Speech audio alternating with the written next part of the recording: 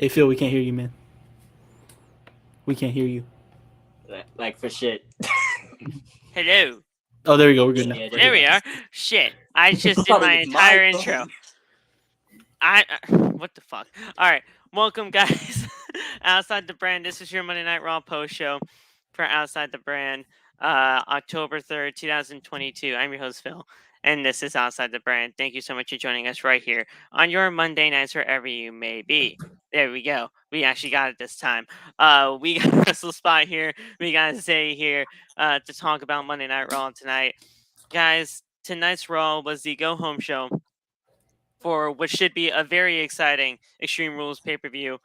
How'd you feel about the show overall? I mean, we were talking about it, throughout the night in our chat and everything like that. It was a pretty dang good show for what it was, and it should be a show that's gonna kick ass on Saturday.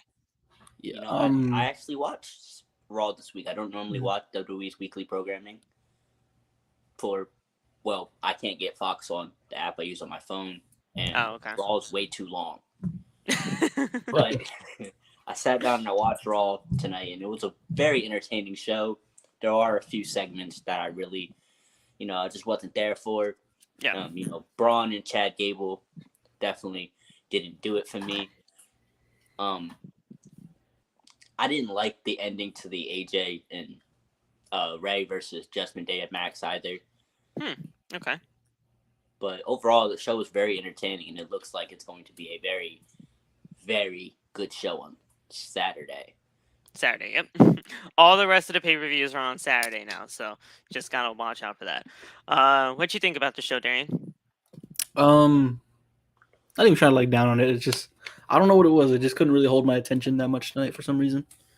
But there were parts I liked about it. I actually kind of liked the whole AJ thing.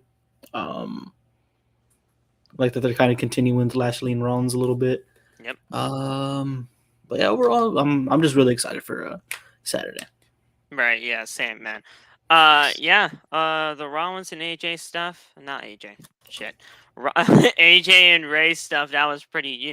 That was shocking. I didn't really expect AJ to shove Ray like that. It's been a very tough month, to say the least, for Rey Mysterio. I saw that tweet that you put out.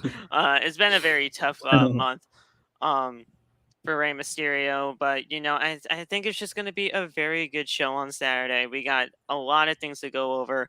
The Rollins and Riddle segment with Daniel Cormier on the big screen, that was kick-ass. The only gripe I have with that segment is that I wish Cormier was there live. I wish Cormier would shut the fuck up, yo. He was talking like a mile a minute. Yeah, he needed to slow down a bit, but I wish he was there live so that in case if they were going to try to get at each other with their personal antics and everything like that, he would help spread them apart. But everything else was pretty cool. They got personal right before Extreme Rules. Edge, he had his little thing tonight, and he's always great as a talker.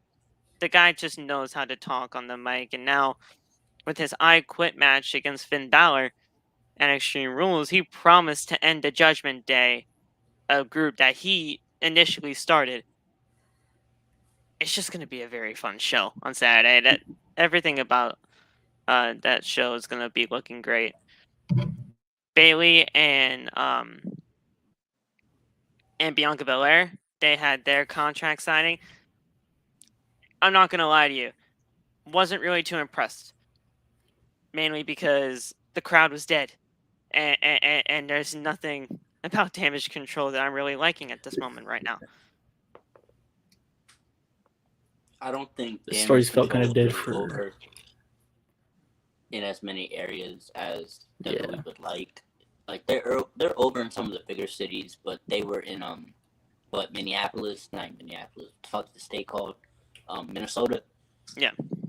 And I don't think the motherfuckers. Let me stop cussing. I don't think those people in the snowy land of Minnesota like ass, because that's all damage control is to a lot of them. True. Yeah, I don't know. Like I made a TikTok after the segment tonight saying like, is anybody really liking what Damage Control is doing right now? Because it just feels off to me. I don't know. I don't know if it just needs to add a new member, or honestly, I saw a comment that Io and Dakota, they're just like NPCs in a video game, while Bayley is just player number one.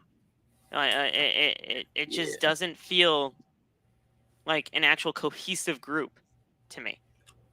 And they could be holding all the gold by the end of the week. Yeah.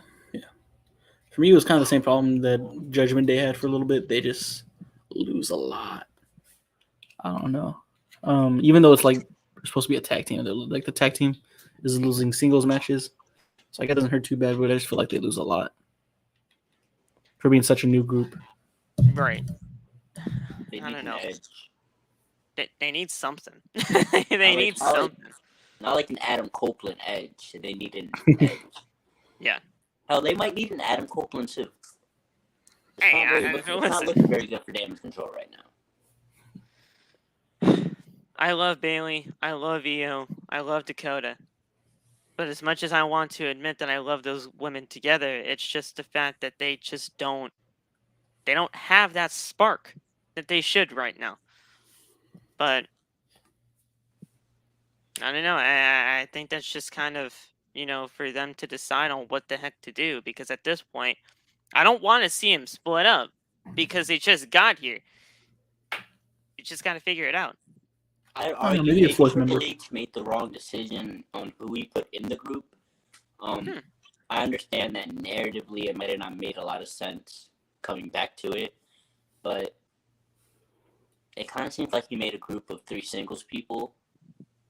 Maybe bringing back Tegan Nox and having her team with Dakota would have made more sense because they're like an established team in the past, and it would make Bayley going for the singles title not make them look weaker.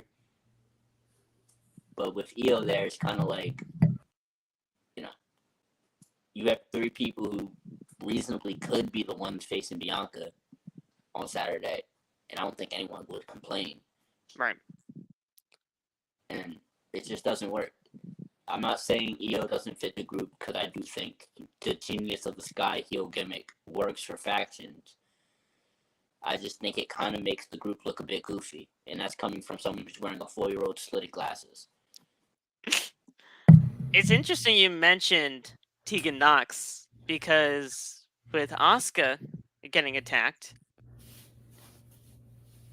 I know it's not a 6-person tag because we kind of just had that at Clash at the Castle.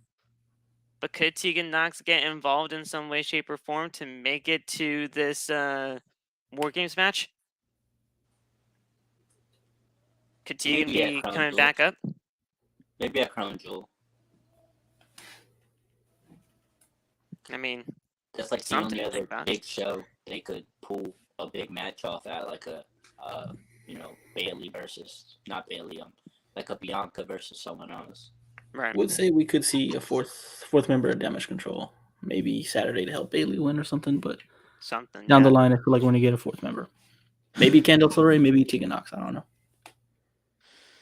Either way, there's something going on with Damage Control, and we just need something to be clicking for them as we head into War Games, because War Games is going to be their matchup.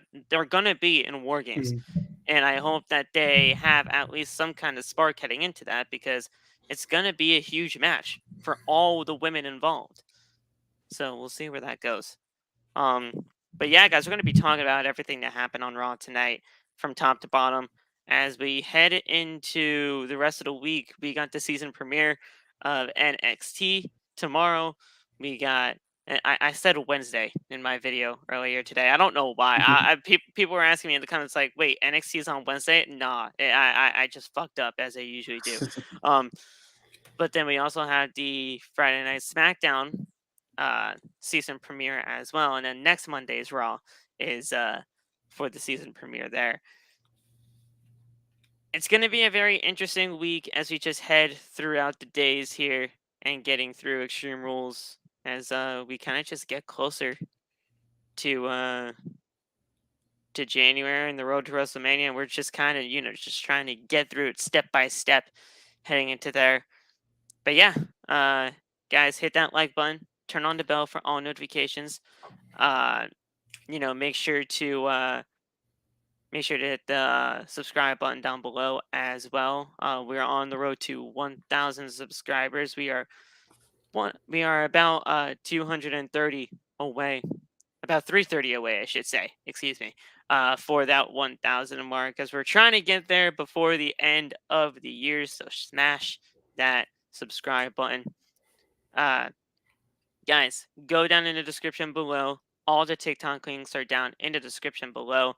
Darian's and Zay's are in the description below, so you guys can go follow them if you have not already.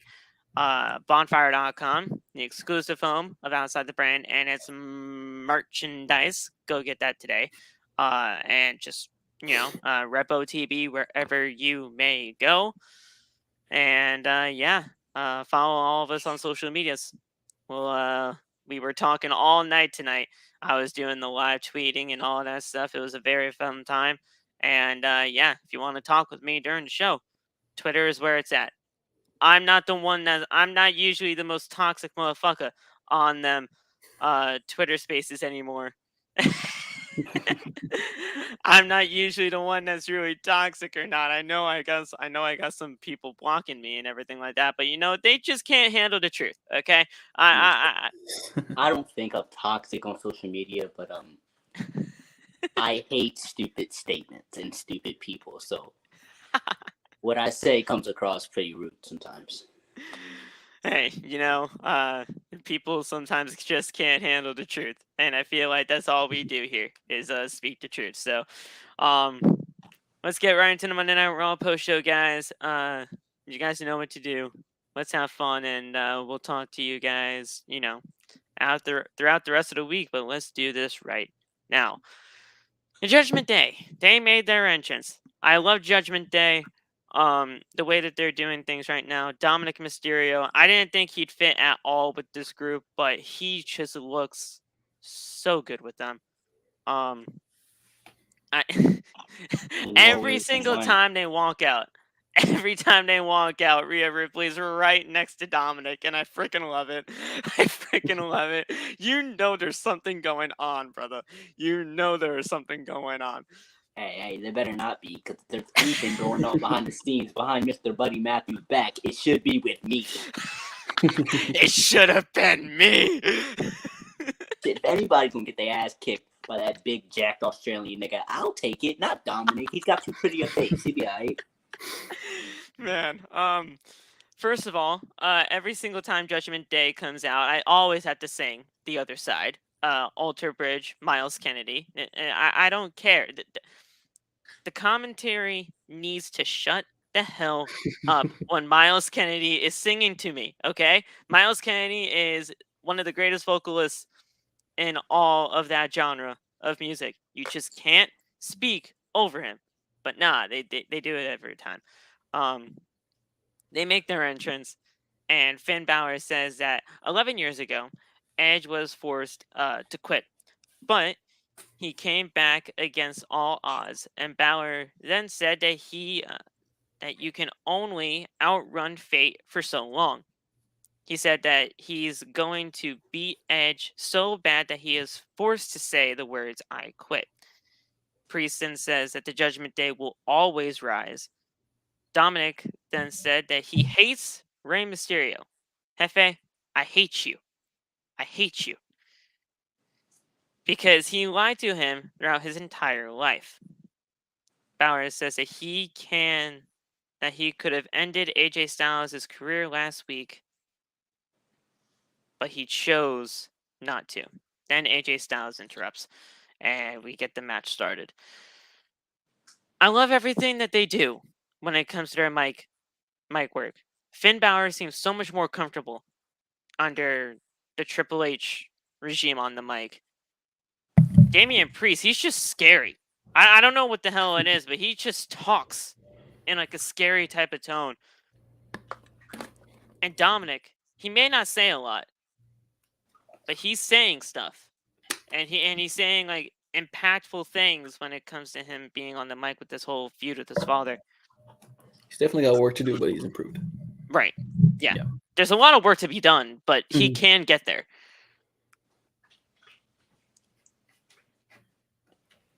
Finn did slip up. That was kind of funny, but he put himself back on track. Hey, he has to get himself back up there together, and he did.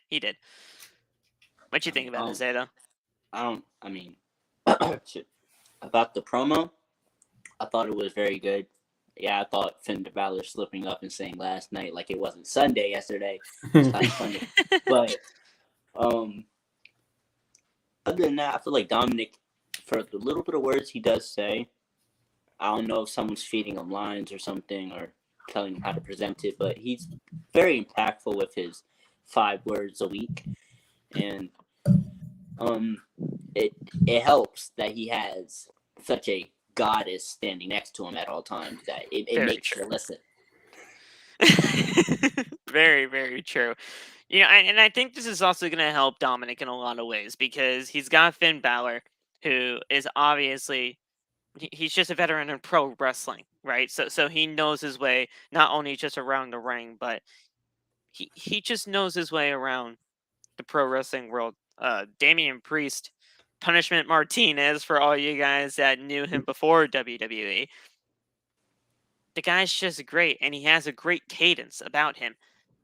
It's only going to help him being a part of this group for me. It's just they got to get him out there, out of his shell of being more like a heel. And he can definitely do that because the crowd hates him right now. Which is amazing because Damian Priest is one of those guys when they first came to NXT, not a fan. Really? Infamous life, whatever the fuck that nigga used to say. I wasn't a fan. I love Punishment Martinez. Loved the appearance he had, how he wrestled, and I didn't think he changed as much as a wrestler in NXT. But the women. I'm a die infamously. The catchphrase was so stupid. I think that might have been my main issue. But I get that, yeah. I feel like I didn't really hook on to him until he won the North American Championship, and then it felt like his gimmick meant something. But now you have someone who's very assured when they talk, has a very intimidating presence. Like, he did his entrance and that man flexed, and I was like, I could never do that because I would have felt so corny. But he genuinely looked like he might have killed somebody doing that. So it's very important to see his development from when he first signed to now, and how I think Damian Priest could easily slot into that Lashley title picture, because I remember we were talking about how Lashley needs an actual challenger. Yeah. Right. Sounds very believable now. Oh yeah, for sure. He knows that he uses voice he commands. He's pretty good at that. Yeah.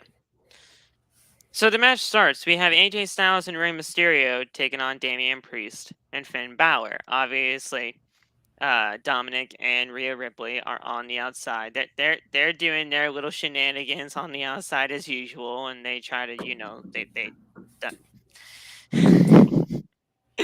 they distract Rey for most of the match and everything like that. But the match, it goes for about 11 minutes. It didn't seem like 11 minutes at the time, but it was that. And we came back from commercial break as we see Priest hitting a leg drop on AJ. Priest then hits a clothesline to AJ, followed by a double DDT onto Priest and Balor by AJ Styles. Dominik then challenges Rey to hit him. So, again, challenging his father to hit his own son. Ripley then hits a clothesline onto Rey Mysterio while the referee was distracted.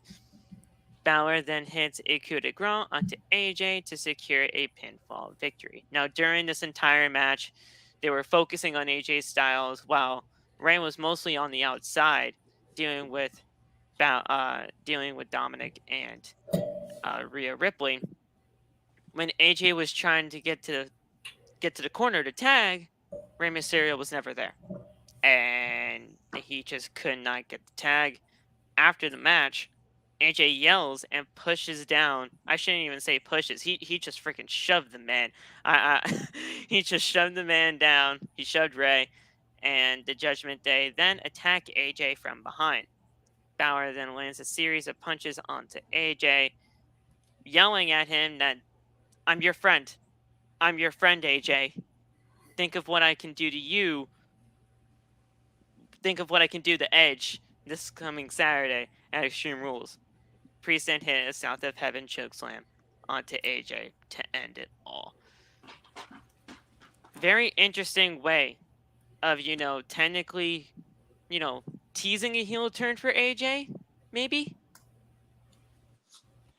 I would say it's definitely teasing a heel turn, but to just quickly get into my issue with this segment, because I thought the match was great, I thought the promo before was great.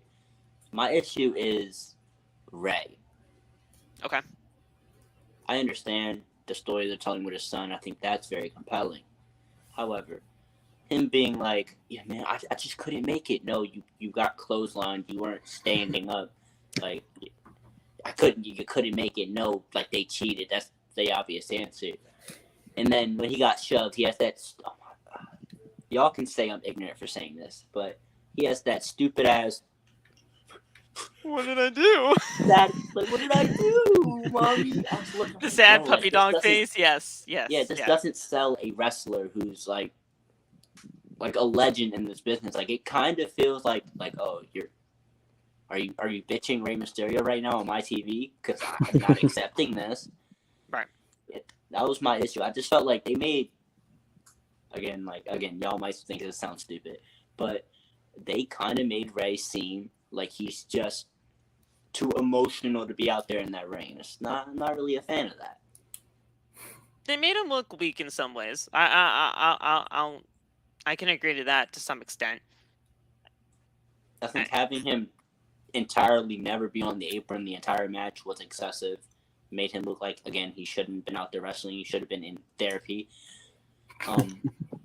Anything other than that would have helped. Like, getting him to tag in, work a little bit, and then the spot with Dominik happened like they did last week, I believe. Right. Then yeah, but it just kind of seemed like he didn't work at all this week. And then they had Dominik come out to like, hit me, Spanish words, hit me. It didn't work for me. It's the emotions that they're trying to portray, and I think for you, it just went a little bit too much. Yeah, they went a little overboard with the emotion. Like, come on, beat your son's ass already, please. You're a Hispanic father. Don't sit here and act brand new on TV. Don't, Darian, you Mexican. How you telling me this is how we doing this? That's how y'all be doing this? That's what I'm saying, bro. Right. But yeah, no, I mean, I can totally see where you're coming from with that. But how'd you feel about it all, Darian? I mean, the match was pretty decent, but after the fact, it did seem like a little bit of a heel turn coming on for AJ. Yeah, I did. I was on the game with my friend at the time, and we watches wrestling too. I was like, Chris, would your dad not beat the out of you right now if he was Rey Mysterio? So no, yeah, like that. I don't know. The way they're playing Rey is kind of like lame right now, but I'm excited to see what they do with AJ for sure. Yeah. Yeah. Could he join? Part of the issue with the Rey and Dominik thing. What's up? Me and Darian are Hispanic, so we know damn well that he would have hit him with that chair on. I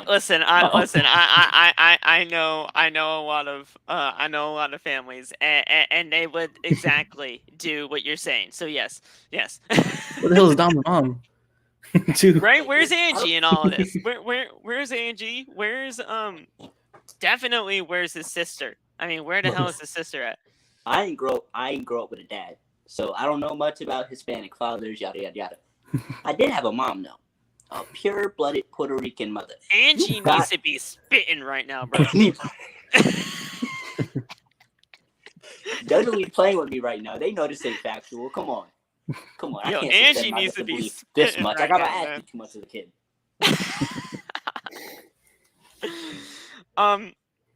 After all of this, we see Bobby Lashley arriving to the arena, and he gets stopped by Kevin Patrick. He's saying that he's been U.S. champion for about 3 months now on a dominant reign.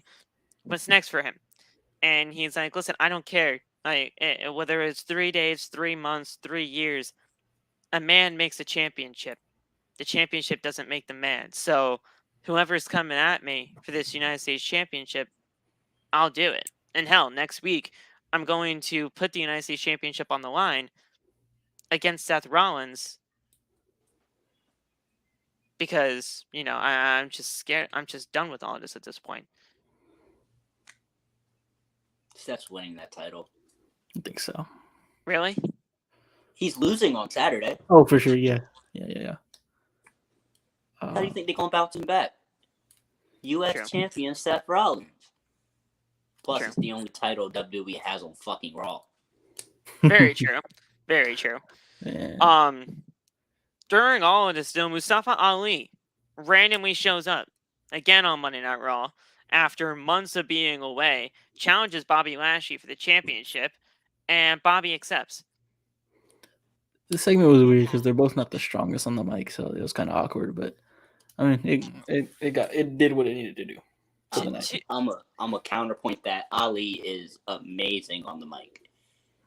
I don't know if Bobby's all that great. He's definitely gotten better, but Ali, it's got to be their chemistry or something. I don't know. It might be. Yeah. Because I would say Bobby doesn't have chemistry with a lot of the roster. Right. It's been that way since back in 2008. I love Bobby. Trust me. Big Bob. The biggest Bob we ever seen. The biggest bald Bob milk dud thing we've ever seen. I don't know. Ask Loff. But Robert Lashington. There you go. That's another nickname for him. But 3 months as United States champion, and honestly, I gotta ask, what has he done with it? Really? Oh, I think he's done good with the title. I think it's just literally last week in this. Wait, was it 2 weeks he was off TV? I don't know, but I think last week off TV it showed. I don't know. It was his absence was loud last week. But other than that, I feel like he's been great. It's just that I don't think he's been a part of like actual feuds with this championship. Great matches, no stories. Great matches. That's right. And I'm like, and I was telling you guys in our chat, like I want to see a week-to-week type of feud with this thing, because let's be honest, like Zay said, this is the only championship on Monday Night Raw for singles wise. That theory feud was good too. Don't surprise me. Yeah, and I'm just asking for something here. We can get great matches all we want, and I love that, and that's going to be great things for Bobby Lashley and for the people involved and for the championship.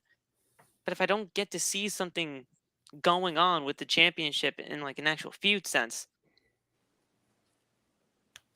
there's no point. Right.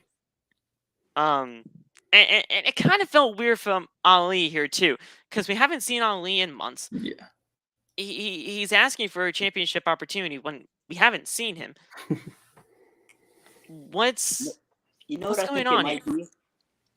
I think this might be just a case of us not really being fully aware of how Triple H plans on handling things in his new regime. Right. Because I fully believe Mustafa got this spot on Raw because of that tweet he made over the weekend. Yeah. I didn't even see he made a tweet. What did he tweet out? Somebody said, "Oh, WWE should use him more. He's got all the skills, a five-tool player, if you will." And Mustafa just said, "I know why they won't use me, and I'm gonna break that shit down," which I think kind of insinuates some type of prejudice of some form. Maybe it's a sides preference, a racial, religion type preference, or something. But I do believe he was playing such that like rough and tumble underdog who doesn't want to lose his opportunity, because Triple H wanted to play with the crowds a bit, because everybody knows he made that tweet and they know what Mustafa's been through in the past couple of years. So that might just be Triple H wanting to play around with the crowd a bit by advancing Mustafa's character into more of a I don't want to give up type thing. That's why he didn't tap out in Hurt Lock. So I think I found it. Somebody tweets out, "I will never understand why in the world WWE won't go all in on Mustafa Ali. He is fantastic at promos and has the in-ring talent to match." Then Ali, quote, retweets it and says, "I know why, and I'll knock that shit down too." Which, again, feels like there's some type of prejudice in there. Yeah. Whatever type it may be. I'm not going to delve into that because I don't want to make anyone seem any way they may not be. But Ali is definitely one of those superstars on the roster that isn't conventional to American or WWE ways in a variety of different ways, whether it's his religion, ethnicity, or just his overall appearance. I don't want to take it there, but right. he's making his own insinuations. I'm just picking up on them. Now let's not forget, a few months ago he wanted out of his contract, but they just wouldn't let him out. And yeah, sure, that was while Vince was still in charge. But I doubt he took that back. Right. Yeah. It's not like he went to the office and was like, "Hey, I don't want my release anymore. We switched bosses. It's fine." Yeah. I love Ali. And the thing is, Ali, he is that damn good. It's just the fact that we just don't even really get to see him. I see all these people saying, "Give Ali a chance, give Ali a chance." Hell, there was almost a hashtag, like, there was almost a hashtag, "Give Ali a chance," like the hashtag "Give Divas a chance" when all that started all those years ago. I don't know if they know what they have when it comes to Ali. And Ali can't be that guy. Naomi. Huh? This might be a crazy comparison, but he reminds me of Naomi. Okay. In the sense that he's a great performer, has all the pieces you would want in, a good mid-level to, lower top guy. Right. But it's never until there's some type of social media groundswell of attention that he's given the time. Because Naomi's had that's true. 5 different trending hashtags talking about give her a chance to be on TV. And they always bring her back. Mm-hmm. They give her a couple weeks and then she disappears again. That's actually very true. Wow, I didn't even really think about that, but you're that's not even too far off at all. And now they're learning their lesson with Naomi because Naomi's doing fucking Disney commercials and shit for Marvel, which is a bag. Yeah.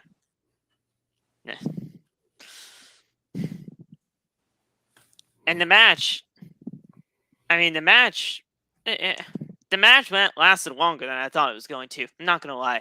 I thought Bobby was honestly just going to take care of this guy, but it took about 11 and a half minutes to do this thing. Bobby won. Of course he did, because he's going to retain the championship. But, it just felt like a very strange spot for Ali just to lose again. Who knows when we'll see him again? Seriously. Oh no. I think we know when we'll see him again. He'll be wrestling next week before Raw on the main event tapings. On main event. On main event. On Ion Television. Nah, it's not even on Ion Television anymore. It's on freaking Hulu. Hulu. Who the fuck watches wrestling on Hulu anymore? Right. Main event's not even that good enough to get a TV deal. It's on Hulu. And it couldn't even make it on Peacock either, damn. Right. I mean, maybe they show it on Peacock too, but I know it as on Hulu. I don't even know if Superstars is still a thing. I don't know if Superstars too. I don't think Superstars is a thing. No, main event is pretty much Superstars. Yeah. But I remember like Superstars used to have a TV deal. Yeah. But main event never had a fucking TV deal. That's crazy to me. No. Oh damn, Superstars did have a TV. Damn, Saturday Morning Slam had a TV deal too. Yeah, that was like Saturday Morning Slam. CW35 about Superstars or main event. I learned wrestling was like fully rehearsed and like very like by the numbers because I watched main event one week, right? And then I went to a Raw show the next week. And I think it was Nikki Bella and Alicia Fox had the exact same match I watched on main event 3 days before I went to that show. Like, hold for hold, move for move, the same pin situation and everything. I thought I was tripping for a minute, and then it hit me. I was like, wait. Like they rehearsed these matches and probably do them multiple times on like house shows and shit. Right. And then the belts went off. So yeah. Thank you, Superstars main event, for breaking my childhood. You know, before Karrion Kross got fired the first time, the whole gladiator mask and the seatbelts on him and everything like that debuted on main event. Main event was his first TV taping, so to speak, before he even got to the main roster. And they presented him in that way. And guess what?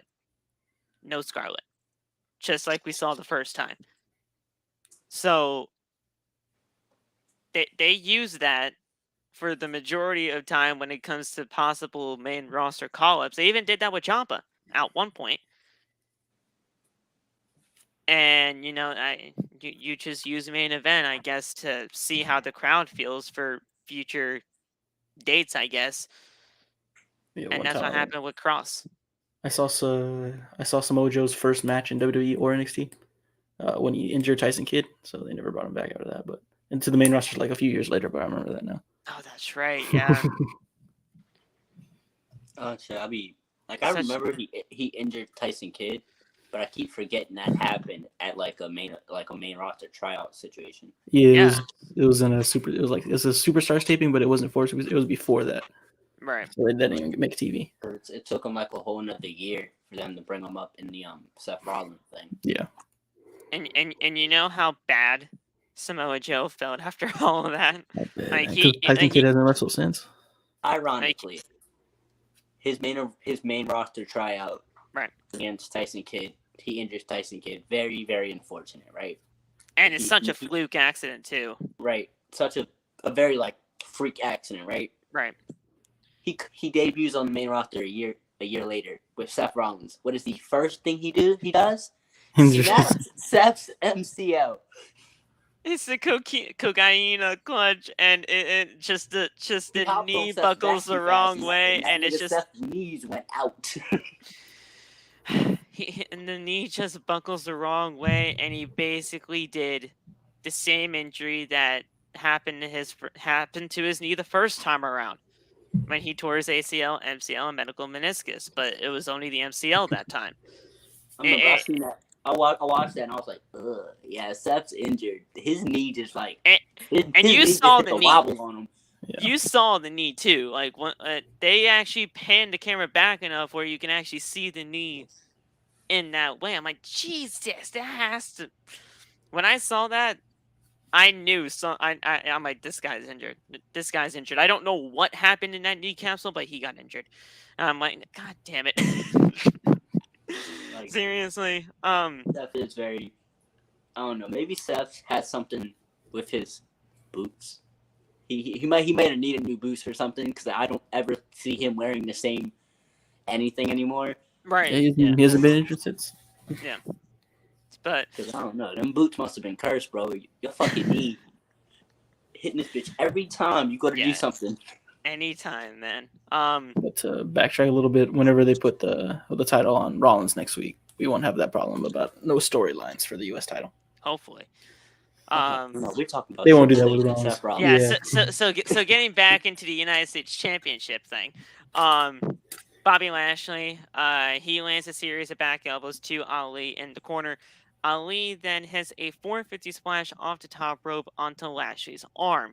And obviously, at this point, Corey Graves was just going freaking wild, saying, oh my gosh, oh my gosh, oh my gosh, oh my gosh, oh my gosh. He has to have his arm broken. Oh my goodness, his arm has to be broken. It was a beautiful spot, though, can't lie. It was a great spot. Lashley then sends Ali's rib first into the ring post twice. Then Lashley throws Ali into the timekeeper's area. Ali then gets back in at the count of... He basically got in at the count of 10. They just didn't and said it was a count of 9. Lashley one then of the hit. best like near countouts. Yes, very. Because that was definitely a 10. But they counted it as a 9, so that's a real 9.999 right there. We've been seeing a lot of very, very, very close count out, or at least near count outs as of late. Ever since really got a started. 20 count, and I watched them do like 2 last week of like, yo, that should have been a 20, but I'm gonna let it slide. Ever since really Triple H kind of took over, it's been very, very close 10 counts, or at least very near. And I'm like, all right, Trips, I guess you just really love the close 10 counts. Lashley then clotheslines Ali, and then he locks in the Hurt Lock and causes Ali to basically pass out. He didn't even really tap. He just passed out when the referee just lifts his arm. He clotheslined him? At one point. I don't know, I guess. A spear. Shit, no, spear. Fuck. I read the paragraph above. My goodness. My goodness. I apologize, y'all. Spear. I was like, I don't think I'm tripping, but Nah, listen. It's midnight over here. I gotta go the fuck to sleep. But listen, good match overall. Ali, I hope he, doesn't totally, fade to black and fade away from Monday Night Raw. I just want him to, be used. Please, Chips. You got a good guy. Let's utilize it. After the match, Rollins attacks Lashley from behind. Rollins then hits a curb stomp on the Lashley, followed by another curb stomp on top of the United States Championship. He then curb stomped on Lee just for good measure. And that honestly just spoke to me right there, saying, all right, now they're really treating the guy like a joke. Why? I love to scare them. Like, I tweeted about this during the show. Like, if there's anyone who does hair in the Maryland area, give me Mustafa Ali braids. I might not got the length, but I got enough length, bro. Hook me up. The hair looked pretty good tonight. I'm not gonna lie. Hair looked good. Seth Rollins, obviously, with him being out there, we might as well get the whole, Rollins and Riddle face to face started. So Seth Rollins calls Bobby Trashley.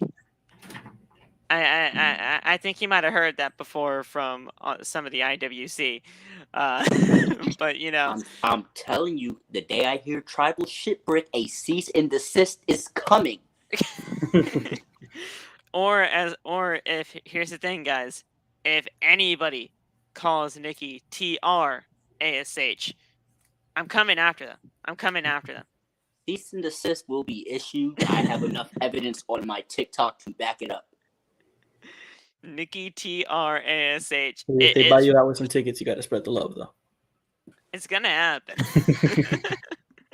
Nikki TRASH is bound to happen at some point, unless she just takes the mask off for good, which honestly might be close. But we haven't seen her. We didn't see her tonight, so I was fine with that. Rollins welcomes us to Monday Night Rollins again. Seth then presents a video highlighting the Fight Pit match, and they did a very, very wonderful package for the Fight Pit. I don't know what it. Well, I know what it is. It's Triple H. Triple H has been doing these great video packages as of late for championships and for big matchups. He just knows what he's doing. I love that presentation. My bad. I didn't mean to cut you off. I feel like WWE has always had a strength in video packages. Yes. But they always use them far too sparingly when, a good video package you can have a good video package every week. Right. You saw how much it did for the mid-card titles whenever they were being defended on TV this in August. Like the IC. That IC title is still riding that high. Mm-hmm. Yeah. And I mean, you put it on a guy like Walter, and you do that video package and everything like that. It's going to show that this championship has a lot of prestige. It just had to be built back up. And let's be real, it wasn't all that built up before everything kind of went to the other side with Triple H. So for the United States Championship as well. Especially the United States Championship. But yeah, we throw the video package for the Fight Pit. Very good match. Descriptions of it as well. Have to win by submission and or knockout. Could be good there as well. And we got the whole announcement of Daniel Cormier being the special guest referee. I like it. I want people to understand that. I like it. I just don't want this to be a Double J situation. Right. And, I feel like it won't be. This one makes way more sense. Now that I'm like really looking at it, this one really makes sense. It makes a lot more sense. Mm-hmm. DC being the referee makes far more sense than Jeff Jarrett, who wasn't a tag team guy. Very true. They only did it because they were in Nashville. All that other shit. I feel like I've seen someone say it should have been Ken Shamrock, but I wouldn't. I don't think we need the lesser Kurt Angle to do it when Kurt Angle did the first one.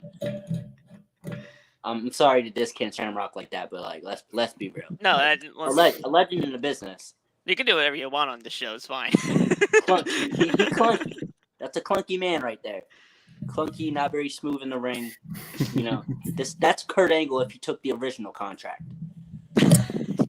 Okay.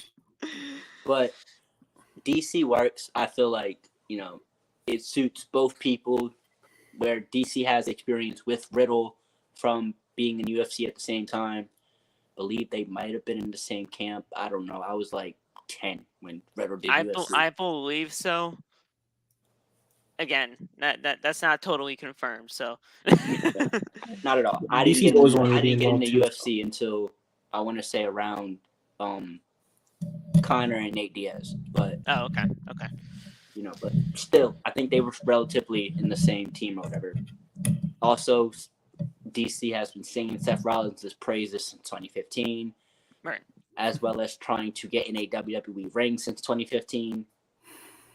I think that showed tonight in his promo where he wouldn't shut the fuck up. Again, nothing wrong with anything he said in that promo. Very good, straight to the point thing. But wonder why. When you're talking like this and hold on, my bad, I gotta take the glasses off for this. When you're talking like this and your eyes are this wide and you're moving your head back and forth, it's not like you're losing me. You're losing me very fast. Like you gotta shut up at some point. All right, or at least pace it a bit better. Pacing. However, quick little prediction for the match, since we already know Seth is gonna lose. Riddle is probably going to tap Riddle is probably going to tap Rollins, and then DC is going to knock him out. All right. They always do something with the guest referees like that. Come on. True. Very true. Daniel Cormier is definitely getting some action. Active. He's going to be active in some way. You get the classic Rollins doesn't get frustrated, push Cormier, and then Cormier's just going to go. Right. Mainly, and this is something that I do kind of want to bring up before we get into everything else that happened on here. Brock Lesnar is slated to be at Crown Jewel. I'm sorry. I just have to listen. It's in the news, so you got to talk about it. Hey, look, I'm a Brock Lesnar fan, not a fan of Brock Lesnar 15 suplexes 1 at 5, but hey, Brock Lesnar as a wrestler fan, I'm here. I'm a fan of Daniel Cormier. Put them in a ring together, you got my money. We're most likely getting that. And if Brock Lesnar doesn't show up at Extreme Rules, I mean, and don't make the mistake you made with Cain Velasquez when you make them have an MMA fight in a WWE ring, even though you've been shown Cain can wrestle. Yeah. Let DC wrestle. Let him take some bumps. Let him get suplexed. That's gonna be a fucking sight. I don't want DC to have. Okay, you guys know when Sorry, people in the chat, but I'm talking AEW for one quick second. The person that teamed with Hook on that Rampage. Action Bronson. Yeah, Bronson. Bronson, he had a in the one match contract that he had with AEW, he had a no bump clause. I don't want a no bump clause for DC. Please. Let them go. Let them just go. Commenting. Yeah, he's if cool. DC is gonna be chatting as fast and as excited as he was today, he better not put no damn no bump clause. Oh yeah, as long as he's wanted to get into this, there's no way he's going with a no bump clause. Absolutely not. Yeah. He needs to listen. If we're gonna put Brock Lesnar and Daniel Cormier in a WWE ring, let them go. Let them go. That'd be cool, man. I feel like he's legit been begging for that Lesnar match in WWE. And listen, Cormier has been wanting this. He's been wanting at least something in WWE. The guy he's been wanting it since 2015, since he gave Rollins the praise since winning that first championship. He said it tonight. I think giving DC a no bump clause would be like if Logan Paul came in and you gave him a no bump clause. Right, and that's what I'm saying. Like if Logan Paul came into all of this, and I wasn't a big Logan Paul fan at first, but then all of a sudden I saw what he can do, and I'm like, yeah, this guy's got something. If Logan Paul can get in there and he does these amazing things, who says that Daniel Cormier can't do the same, right? As long as Daniel, he obviously puts in the work, which I'm pretty sure he would, and he takes the time to, get things going. Who knows what he can do in that ring, especially with a guy like Lesnar, who we know is a great worker, regardless of if you like him or not. I don't know how friendly him and DC are. Right. Yeah. But guessing that they're at least cordial. Mm-hmm. Roman, fucking Christ. I'm sorry, I've been thinking of what I'm gonna say when we get to the the Bloodline segment in the back of my head. But yeah, I think Brock is gonna work a bit for Cormier. I don't see him giving him Finn Balor or Seth Rollins level of working that night, but he might take a few bumps for him. You don't ever see Brock take bumps for non-wrestlers. They can get a decent match going. I don't think it's going to be a freaking barn burner 5-star 30-minute classic, but as long as it's not Cain Velasquez versus Brock Lesnar. That was brutal. You know what? I don't even remember how that match went. I think I kind of just erased that match from my mind because I honestly have no idea how the hell that match went down. I don't either, bro. I don't either. Or at least I just chose not to remember. But yeah, so Rollins, he says that he's the most dangerous man in the history of this industry. He calls out Riddle. Riddle says that he's been in the fight pit match, unlike Rollins. Rollins then says that if Riddle touches him, the match is off. Riddle says that he's going to kill Rollins this Saturday. Sunday. See, it happens to me too. Rollins then says that Cormier is going to have his back because he's a fan of his, not Riddle's. Rollins then says that Riddle isn't allowed to see his kids anymore. Good stuff. Rollins then says that, listen, you're going to need all the money that you can get this Saturday because let's face it, child support isn't that very cheap nowadays. So that Riddle line is vicious. I know hella men in that crowd was like, he's speaking the truth. So Riddle then says that Roman choked Rollins out the last time he faced him for a championship, because let's face it, when was the last time you faced anybody for a championship nowadays? Riddle then says that Rollins hasn't main evented WrestleMania in quite some time, but his wife has. So he's like, you're not only playing second fiddle to Roman Reigns, who Rollins actually spoke out about with an interview with, I believe, Ariel Wani. Ariel Wani, that's it. And he said that he's not only playing second fiddle to his wife, but he's also going to play second fiddle to Riddle this coming Saturday at the Fight Pit. Daniel Cormier then appears on the big screen. Cormier says that Riddle is a former UFC fighter, and they go back very, very far. Cormier says that he lives in the cage. He says that he will see them both this Saturday, and Rollins walks away very angrily in the back. I like how that is all you understood from that incoherent mess Daniel Cormier dropped on our screens. Right. but yeah, I mean that's really all the good points that he said, because honestly at the end of all of that there wasn't really much to say. That man said I love WWE in 7 different ways before he even mentioned any of those wrestlers. Right. He's like, I love WWE this, I love WWE that. Oh yeah, by the way, Riddle, we used to go way back in the UFC. I'll see you guys this Saturday.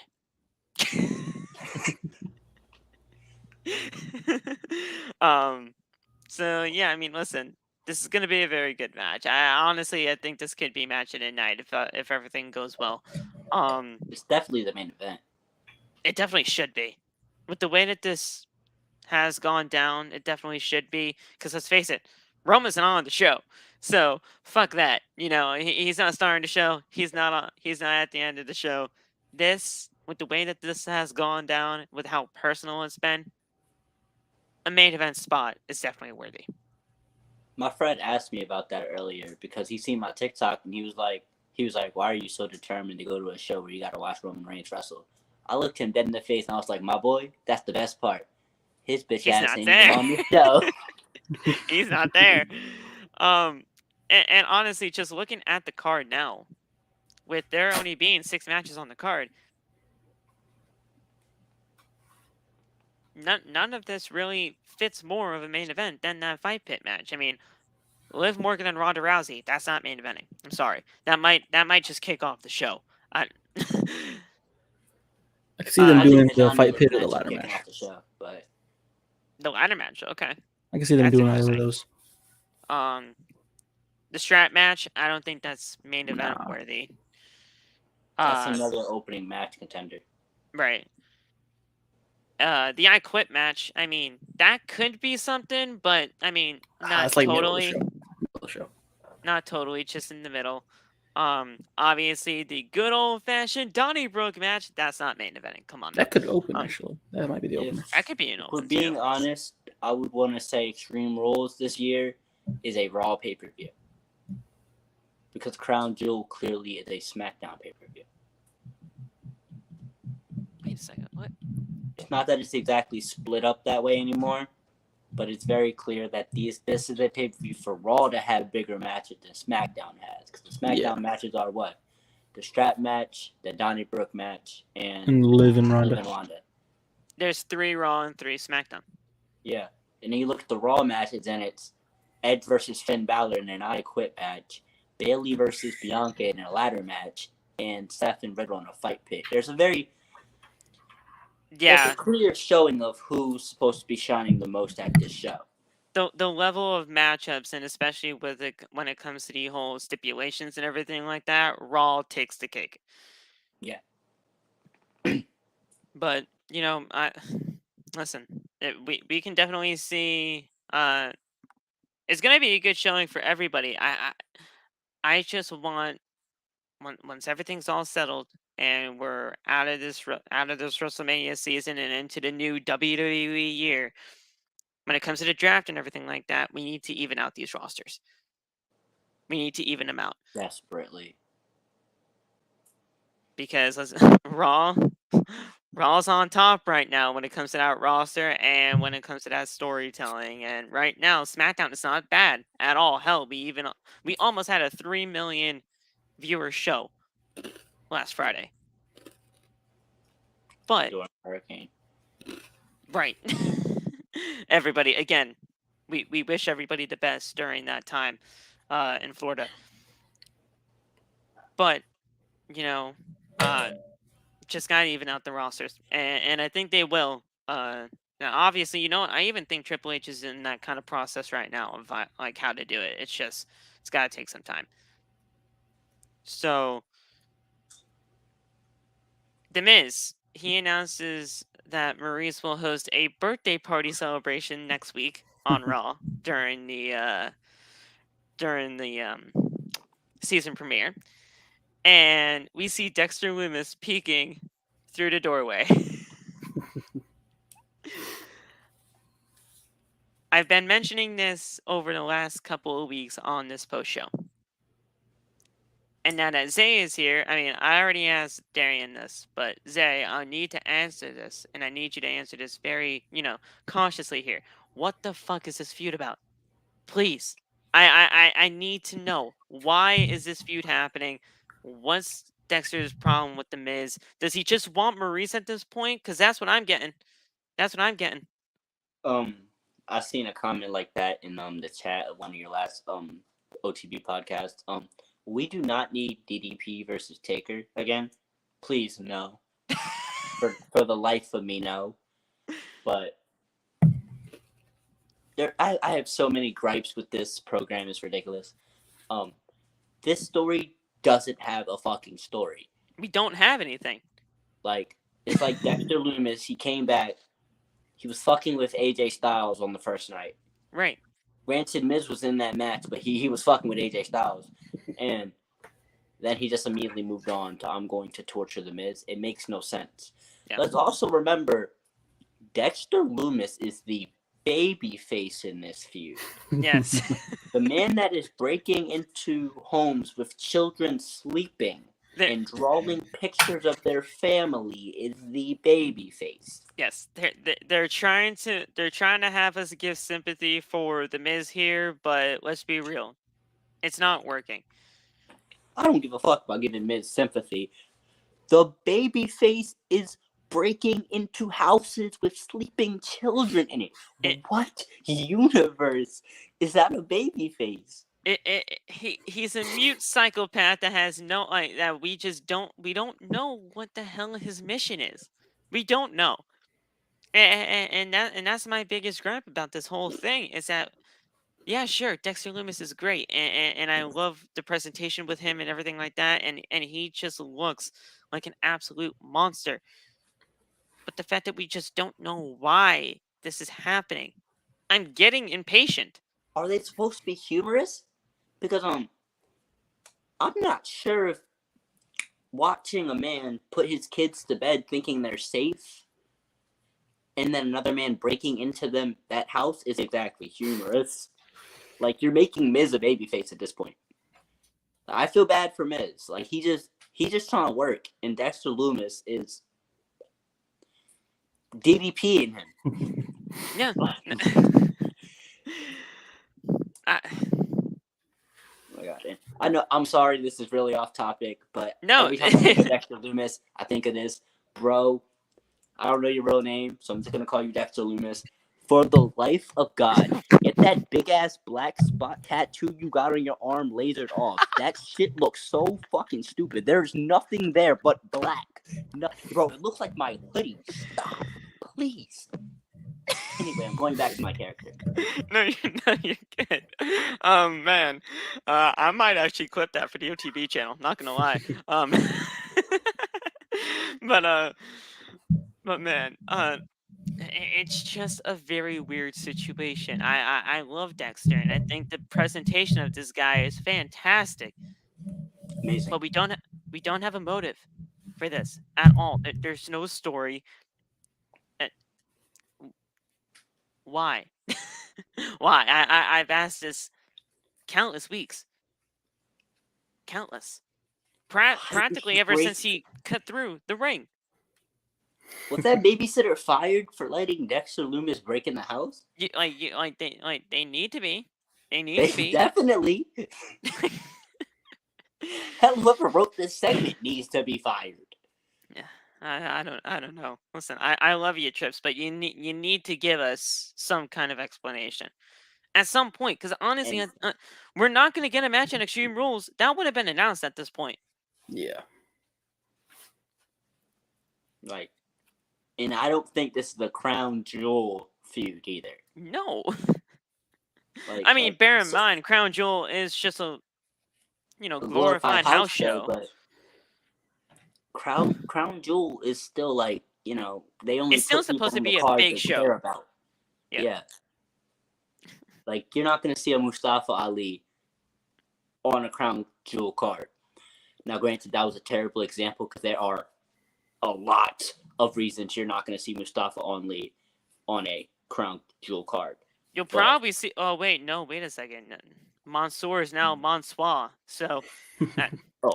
Mansoir or whatever that nigga name is. He's gonna be on the card, yeah. They'll do something with the maximum. Well, not even Maxine male models now. They'll do something with them, and they'll get them squashed. But yeah, and again, that's just an. Wait a second. Maybe not. I would like to quickly, sincerely apologize for the chat for that terrible I just dropped. I know. Yeah.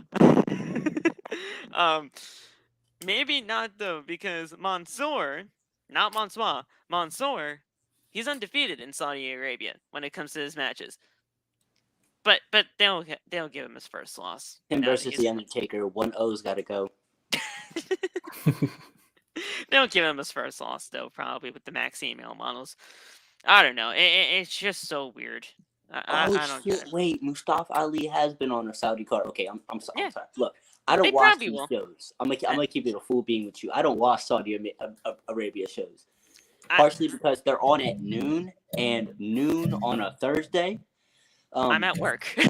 Right, like I'm either doing something or I'm right here asleep. Because I don't go to school no more. I'm not waking up at anywhere below 1 p.m. unless I have to for the moolah. Right. I'm at work, so I'm not going to be able to see the show. And even if we do, I'll have to watch it after work. And then even if it's worthy enough to do a post show, we got which it most likely won't. We'll see. But yeah, the third match here. With Candice LeRae and Dakota Kai, I'm going to be completely honest. I wasn't invested in this at all. This match happened? Yes.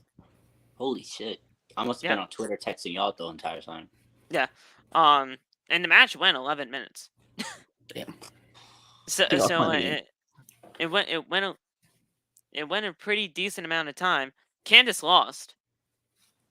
So second week on the show, lost. I mean, I'll get into that when we get to the Johnny Gargano match in a minute, but them losing their matches was not a good idea. And I get it, Dakota's one half of the tag team champions. You really can't have her lose either. But you could have had Dakota win against somebody not Candice LeRae. Dana Brooke is sitting on that roster not doing shit. True. Anybody is sitting back there not really doing anything. You could have done anybody. You just fed Nikki Cross to LeRae last week. Right. Feed her to it would make sense for Dakota Kai now. It would make sense for Nikki Ace TRASH to lose her again. Get that mask completely off at this point. Like legitimately make it closer to her to just become Cross again. Like just do. You didn't have to have Candice at all. And no, I don't care if it was by a roll up or not. I don't care.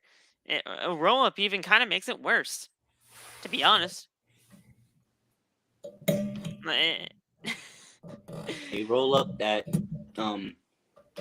I'd imagine, because again I was texting y'all the entire time. I had no clue this match happened. Yeah. I knew Candice LeRae wrestled on this show, but I didn't know who she wrestled or what happened.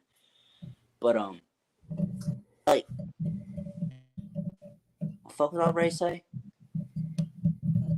Something about the roll up that happened. Oh yeah. At the end of it.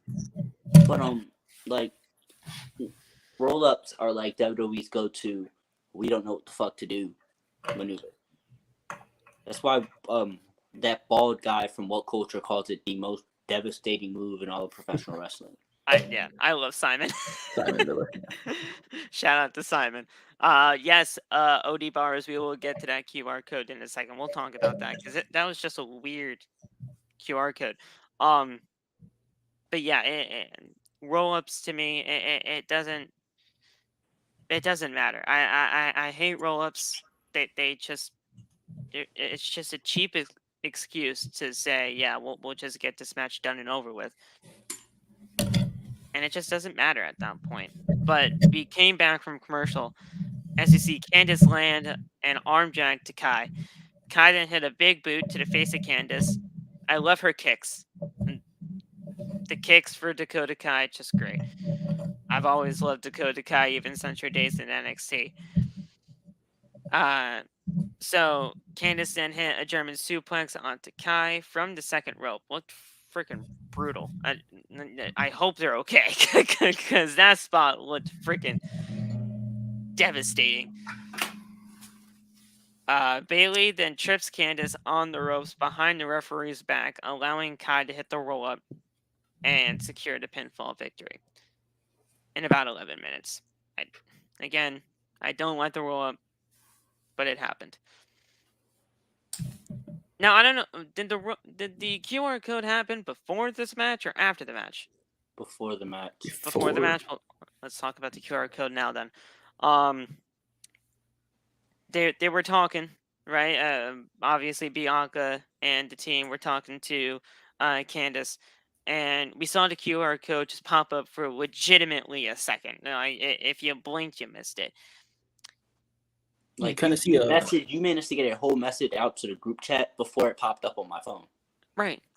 If you blink, you miss it. And at least thank God to Twitter for having a picture of the QR code, because I saved the picture to my phone, went to a QR code scanner, and I saved that shit. And we saw what happened. Now, I don't have the photo here, because honestly, to be completely honest, it was honestly just a very risque photo.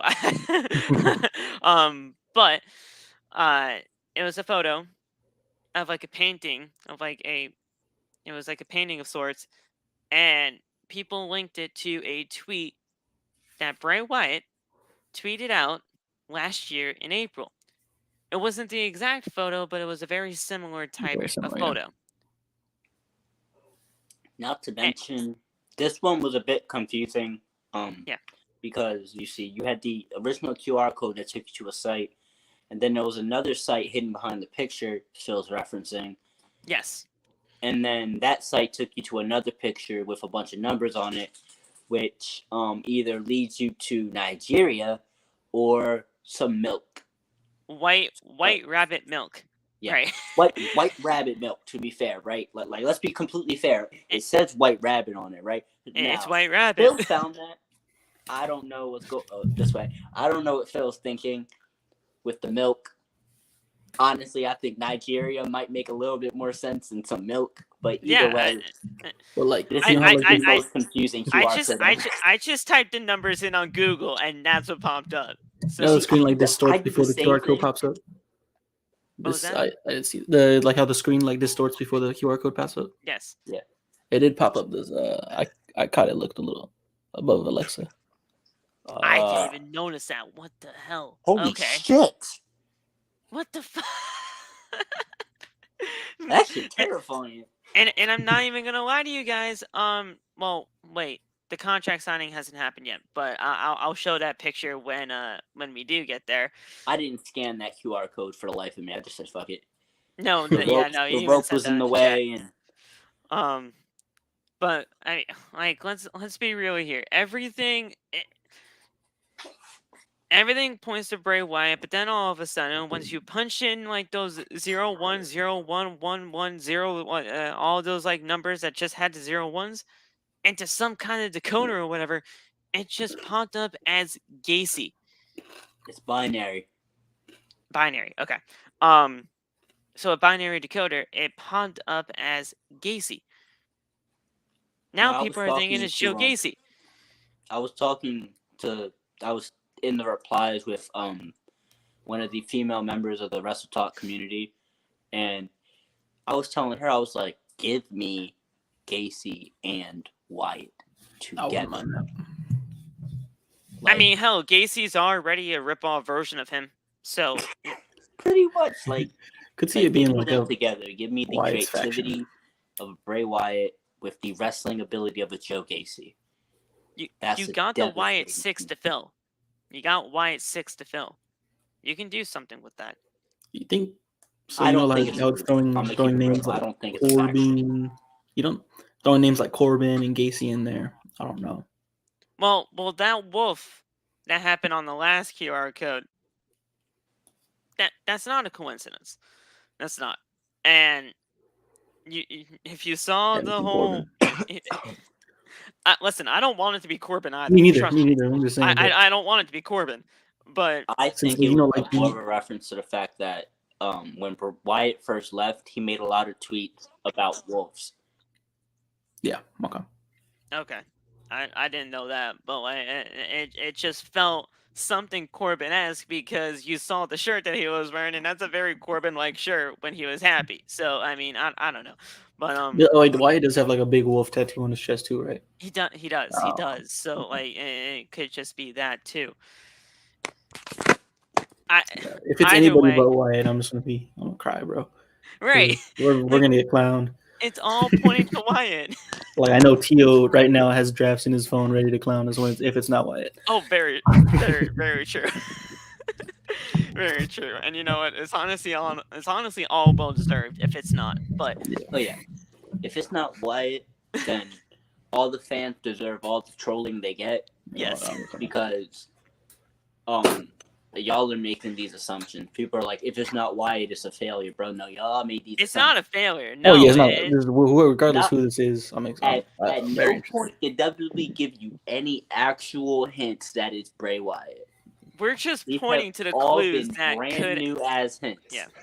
I think at Extreme Rules, I'd be way more upset if we just got another clue than if it wasn't Wyatt. Right. Yeah. Like, as long as we get a reveal on Saturday, I'm okay.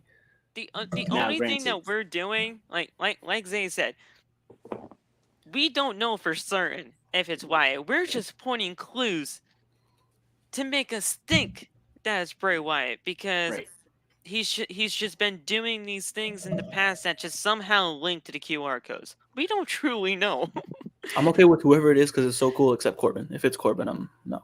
But if it's I doubt it's Corbin though. I'm so here. It's ridiculous. Yeah. But I'm gonna make fun of Phil real quick just to make an example out of other Wyatt fans. I've noticed Phil was like, "Oh, they got a Fiend mask in the crowd, bro. There's a kid wearing a Fiend mask at every goddamn show you go to, bro." I just didn't feel like it was a coincidence, bro. I just didn't feel like it was a coincidence. I'm sorry. It wasn't a coincidence. He was there the whole show. I don't think he took that mask off for like 3-4 times. To me, I didn't see them pan all the way back to that guy until that ladder match contract signing. I'm sorry. What was funny is I jumped in Suplex Stream the other day, and he's like, I'm gonna buy a front row ticket to Extreme Rules, and I'm just gonna put a QR code, but it's gonna be linked to my channel. So if you want a hint, you gotta subscribe.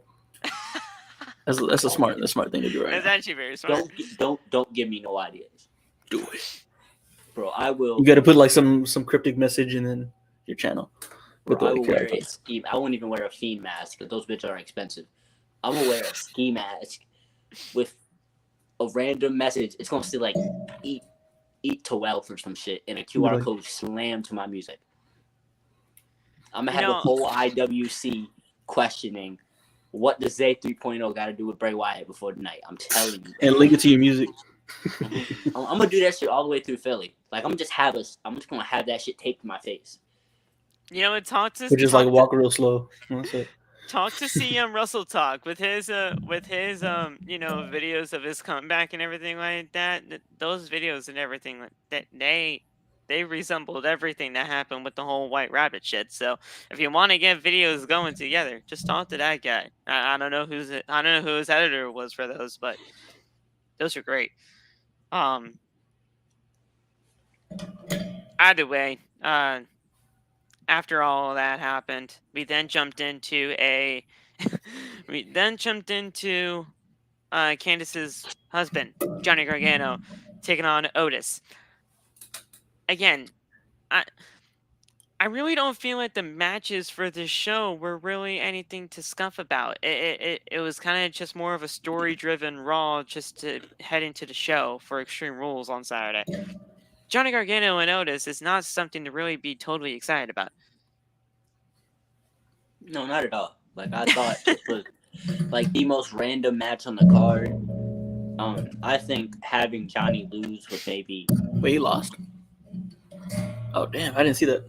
He didn't even just lose by he got DQ'd because Austin Theory retaliated after he attacked him. No, Otis pinned this man clean. Yeah.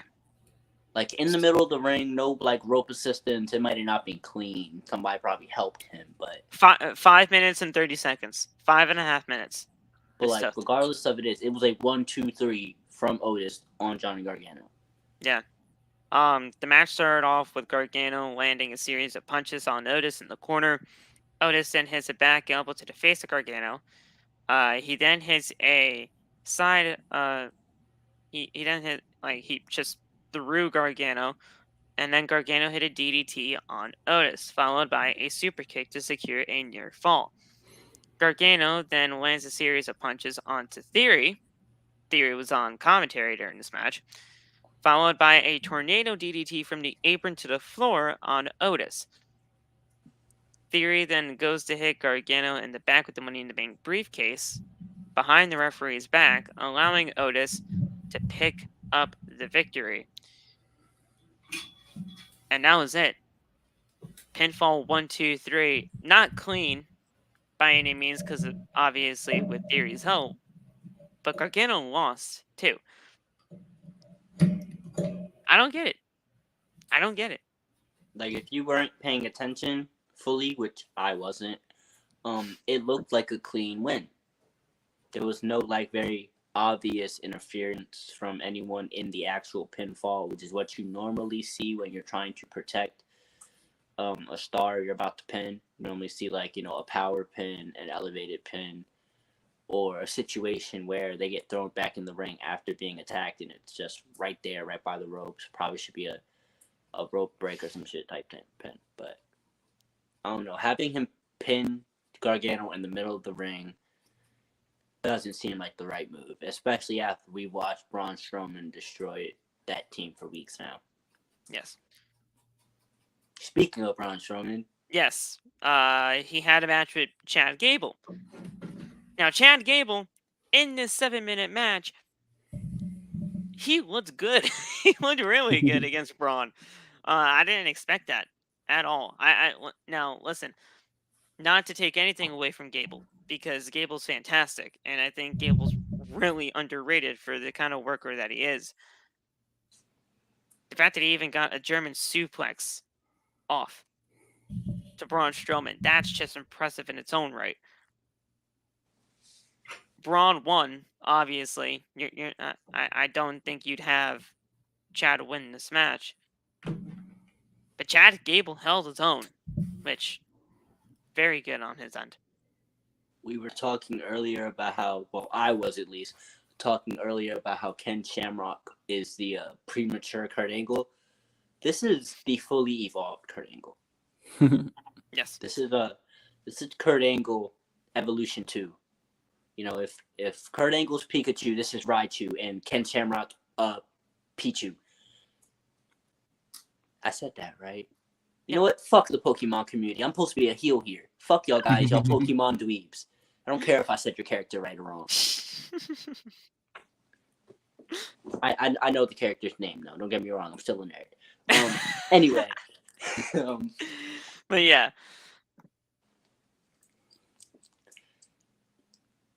Darren, it's your time to speak. What are we talking about? Chad Gable? Yeah. Just the match overall. Didn't feel too bad. It just felt out of place again. Not gonna lie, I wasn't really paying attention to that match. Yeah, that's why I was kind of zoning out right now. But yeah, Braun wins. Cool. I don't know. I don't know what it is about Braun now. Again, it just kind of feels like Braun. He's just there. again, and I don't want him to feel like that. The only thing, I'm not like a Braun hater or anything, but like they brought so many people back. Braun's just like, I got Gargano, so why do I need to care about Braun right now? You know, he's just there, like, and that's what he kind of just fell into the last time. Right. Like I feel like when Triple H started bringing people back, you know, first big return, Bayley, Skye, Dakota Kai, Karrion Kross, Johnny Gargano, Candice LeRae, Braun Strowman. Who else have they brought back? Dexter. Dexter. Damn, like I feel like Dexter Lumis and Braun Strowman might be in that same like category of like. Well, but Hit Row there too. The storyline right now, Hit Row. They brought back Hit Row. Fuck Hit Row. But I'm not gonna be with you. Hit Row's been kind of going downhill for me too, and it's not their fault. It's just the way that they've been doing. I think Hit Row was an L back in NXT. Damn. I thought Hit Row was great in NXT, but that's obvious. I thought Swerve was amazing. I thought Swerve made the group. I thought Ashanti was an interesting character, and I think B-Fab definitely has the potential. So you think it's Dalla? That's the problem. I think Top Dollar has definitely been a big part of the problem from the jump. I feel like now they're trying to position Top Dollar as the leader, which makes it worse. Like, let B-Fab be the leader. Yeah. Especially when it's so obvious Rhea's the leader of Judgment Day, but they keep trying to say it's Finn. like no, it's B-Fab should be the leader of Hit Row. Rhea Ripley is definitely of Judgment Day. I don't know what might happen to my word. I know what's been missing from Hit Row all along. I know what's been missing from Hit Row all along, and that's freaking Swerve, man. Swerve made that group into what it is. And yeah, he's in AEW. He just lost those tag team championships at Grand Slam to the Acclaimed, but he's still signed with AEW. He's not getting out of that contract. It sucks. He's made it very clear he don't want to go nowhere either. Yeah, and he doesn't want to leave AEW. To his attorney, like, no. He's happy. Do you think what hurt some he's of these? Happy there in AEW, but I don't know. Yeah. Do you think what hurts with some of these returns, that some of these guys that they're trying to put on the roster, after you doing all this like White Rabbit QR code stuff, not really many people are going to be interested in what's on their TV for like the next 10 minutes because they're trying to decode everything on their phone. At least that's what it was with me. Yeah, that's what happened. Yeah, because I know after that happened, I was just the next like 10-20 minutes I was just refreshing Twitter to see what's going on.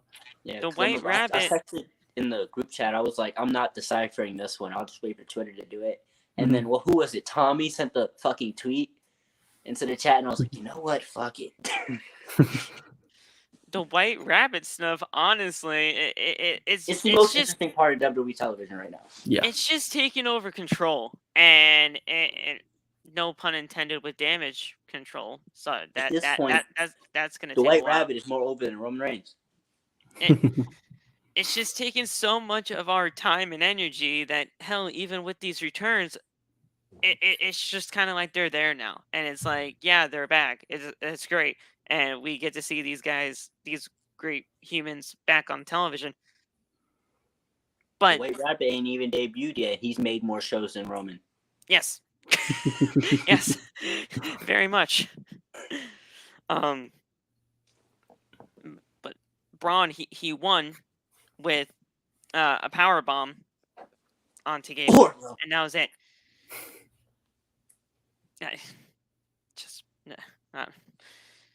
I thought your move was a running power slam. Now it's a power bomb. We know why it's a power bomb. Well, yeah. Let's keep it real. After that match, we then have the contract signing for the ladder match, and again, Corey Graves reiterates that this is the first ever ladder match for a women's championship in WWE history. I, for one, is it really? Still can't believe that that's a true fact, and it is. Like a one-on-one, or because I remember that they did one-on-one. It is the first main roster one-on-one women's title match for the title. Yeah, women's ladder match for the championship. I still can't believe that that's like a legit statistic, but it is. And I'm like, all right, well, I guess so. Yeah, they're main eventing.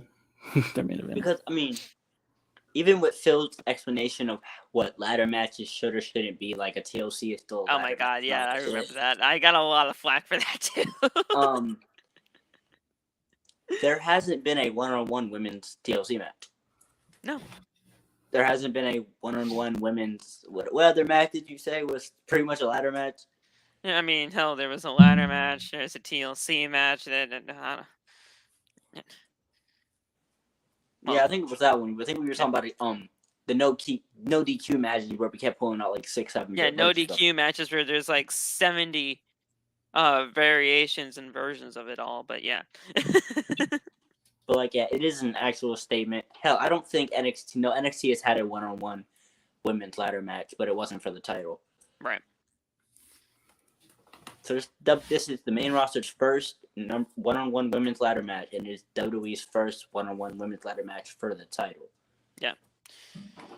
So, I mean, he did introduce all of that. He introduced the woman, Bayley first, then Bianca Belair. And they come out for their contract signing. Bayley says that that all of her plans have been working. She signs the contract, and Bayley says that a ladder is symbolic to her career in WWE because she had to climb to get to the top of the company. Bayley says that the fans gave up on her, and her career started on a downward spiral. Bianca then signs the contract. First of all, she just said, Bayley, shut the hell up. Signs the contract. And then Bianca says that Bayley should never compare herself. And we fell again. Never compare herself to her. She says that Bayley was pretending to be someone that she isn't. Bianca says that says that this is real. This is the real her, and says that she is ready, so she stays ready so that she doesn't have to get ready. My bad. We then see backstage where Dakota Kai and Io Skye are attacking Asuka and Alexa Bliss. Bianca then throws Bayley into the ring apron before running to the back. Bianca then goes to check on Bliss, but Asuka is screaming in pain because she suffered an ankle injury, or what seemed to be an ankle injury because the chair was around her leg.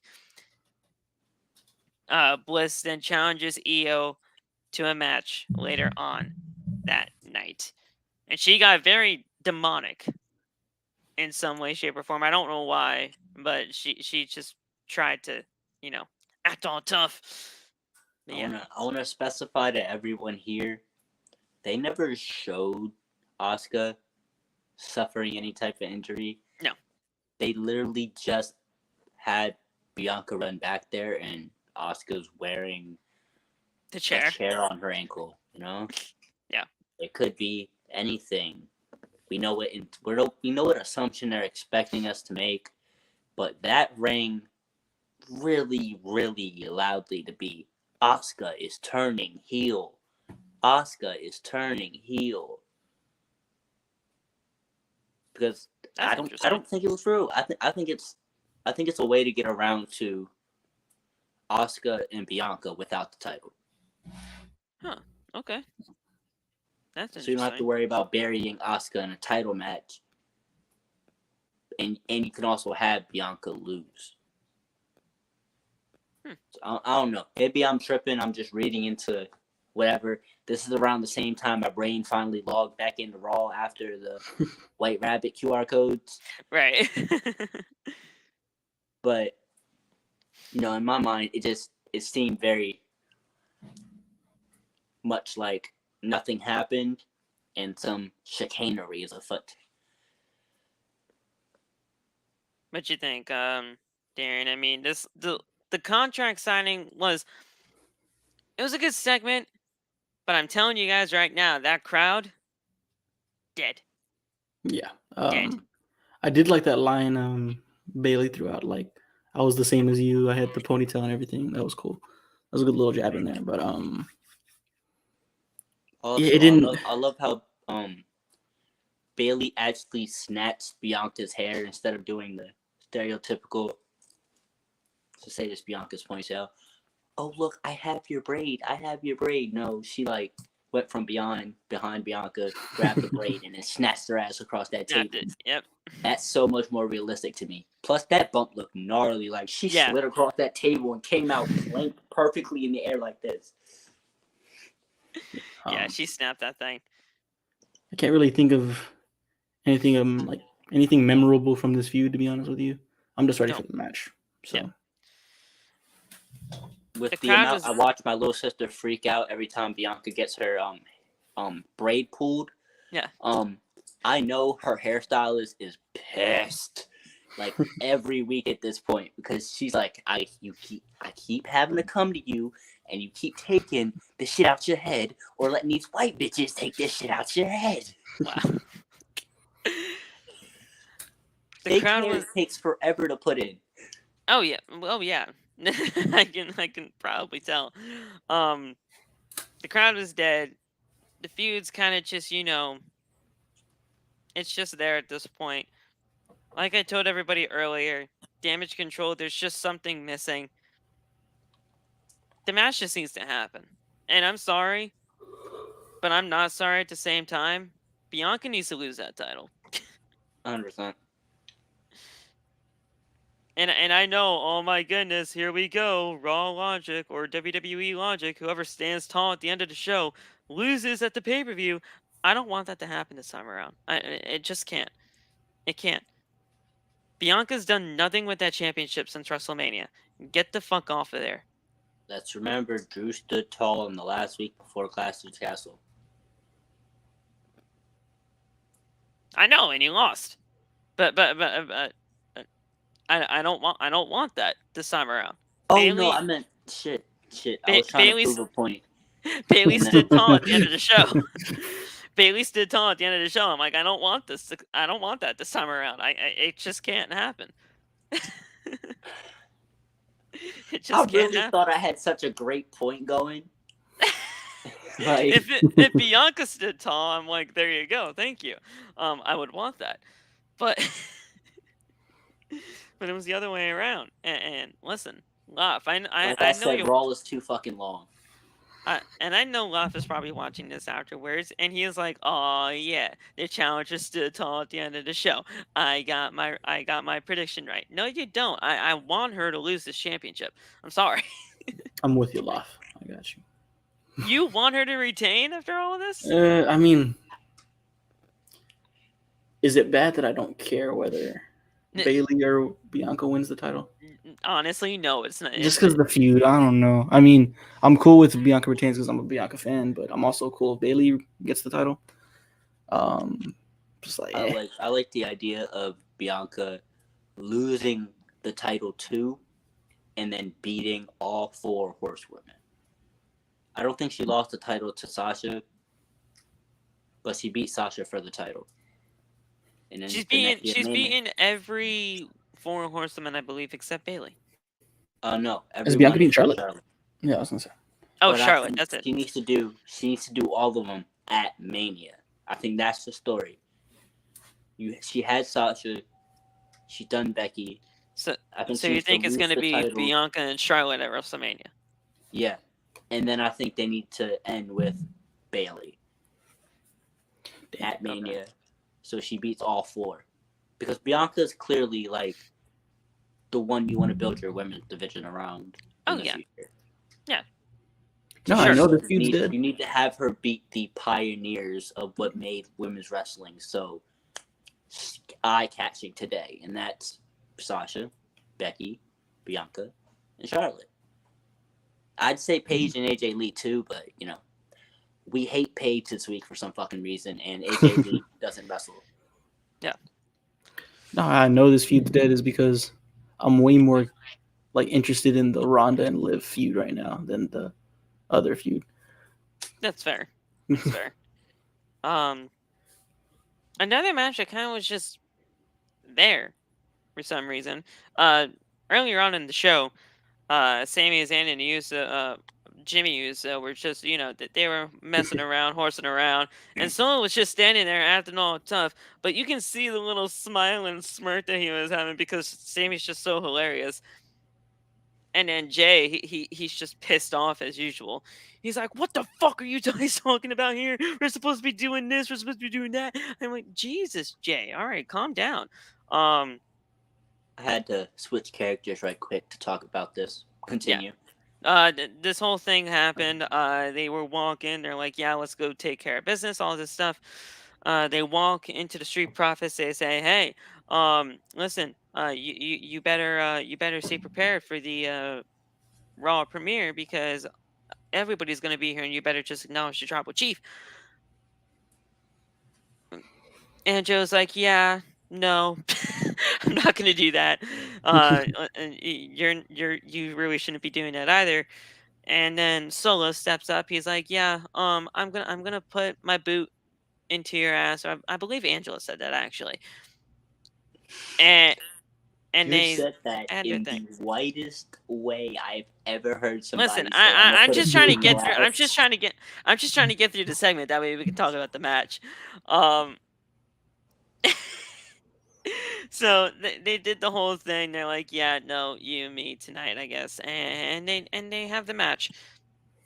But yeah, quickly before we get to the match, I just want to say, the man who is our WWE champion, Raw's world title, the man who is the Universal champion, the SmackDown's world title, right? Not there.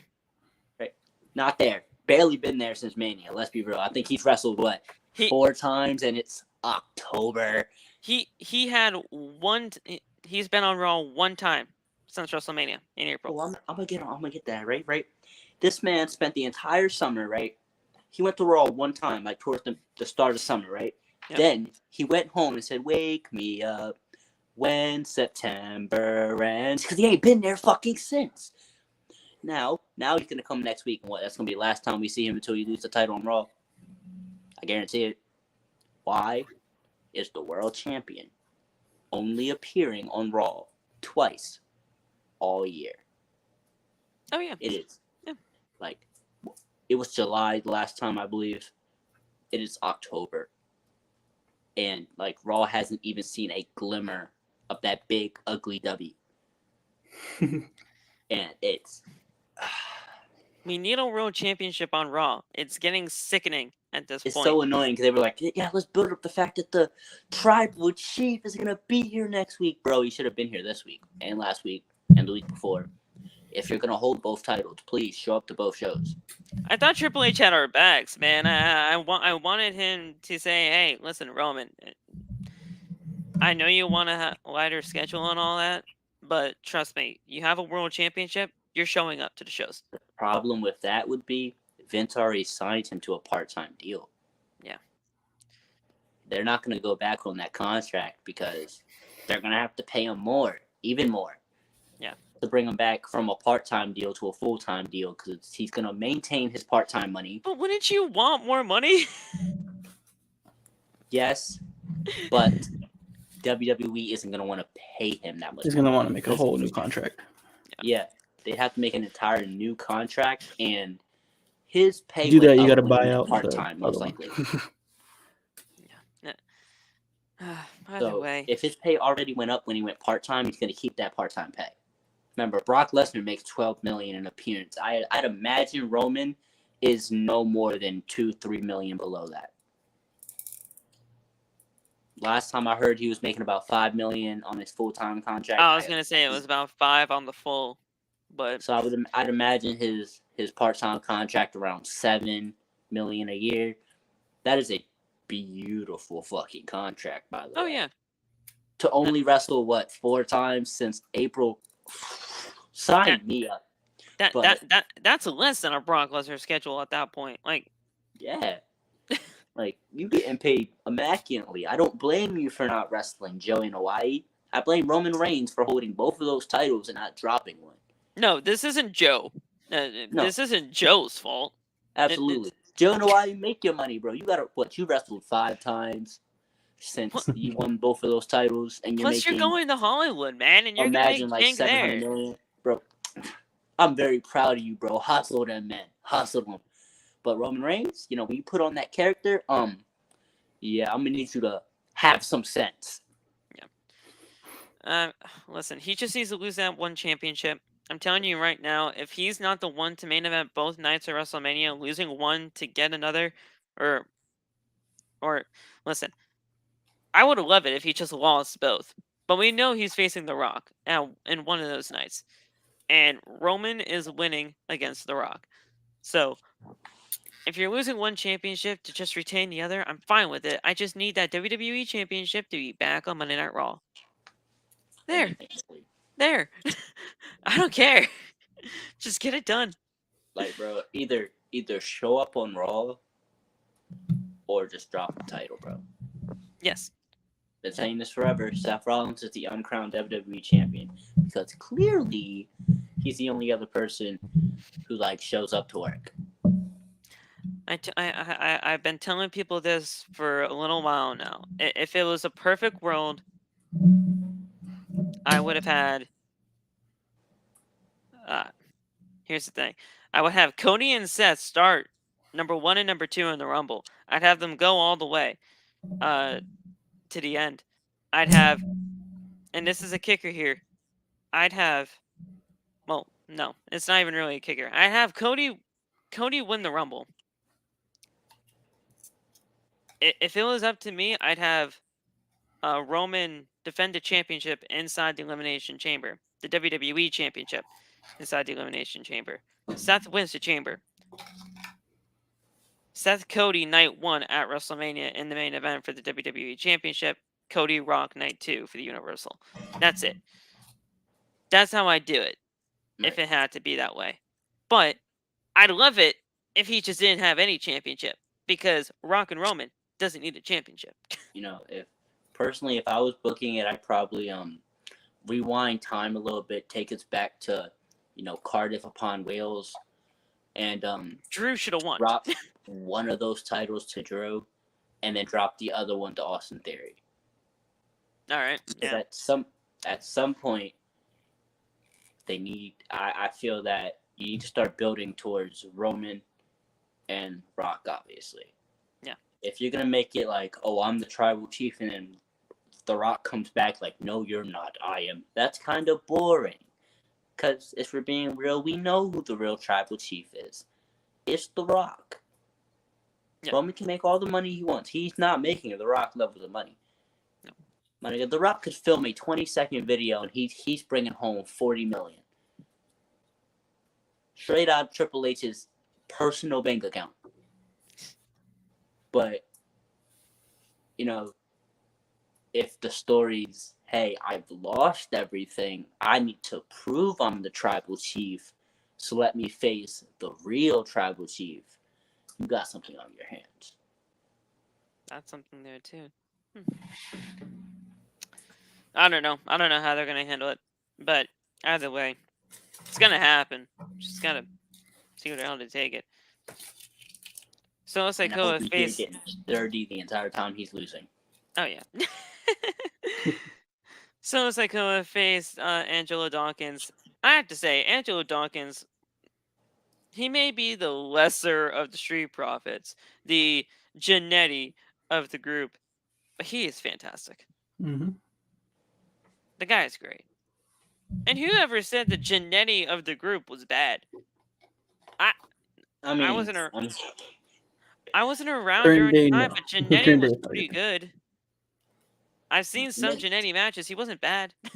Jannetty was a great tag team wrestler. Yeah. When you put him in one-on-one matches, it was very clear there were some holes. Well, yeah, but I mean, listen, that's what I shouldn't even say that either. Angelo, I feel, is a pretty dang good singles wrestler for the time being. But let's face it, you look at him as a tag team guy. Angelo isn't a Jannetty. No. Because Angelo has the pieces to be a great people just compare it to him because he's just the lesser of the guy. Yeah, he's not Shawn Michaels. That's the problem. I people think it's compare less of people Montez being to like, that. oh, he's a Jannetty, and trying to compare him to Mark Jannetty, and it's more of, well, he ain't Shawn. At the same time, maybe he's a Triple H. But have a Shawn in Montez. Yeah. There's no denying that. Yeah. Now, do you want to make Angelo a Jannetty or a Triple H? That's up to WWE. I think he's more of Triple H. He's a great talent. You can utilize him, and you can utilize him well. And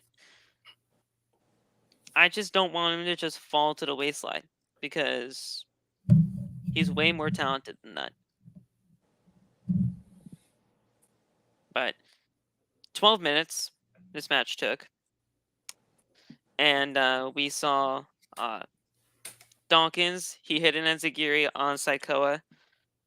Jay and Sammy, they are arguing on the ring apron. And Dawkins hit a cannonball over the top. No. See, these notes and everything like that, they're all out of whack. When they were arguing, there was a roll-up, but obviously Sikoa kicked out. During all of this was happening, Dawkins, he hit a cannonball over the top rope onto the Usos when they were all arguing on the outside. Sikoa then hit a spinning solo and onto Dawkins to secure the pinfall victory in about 12 minutes. So Solo won this match.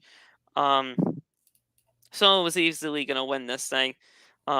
You're keeping the powerhouse of the Bloodline in control there, and you're going to have him win the match. I love Solo. I love the presentation of the guy practically ever since he came up here. Regardless if you like the Bloodline or not, Solo Sikoa is a great asset.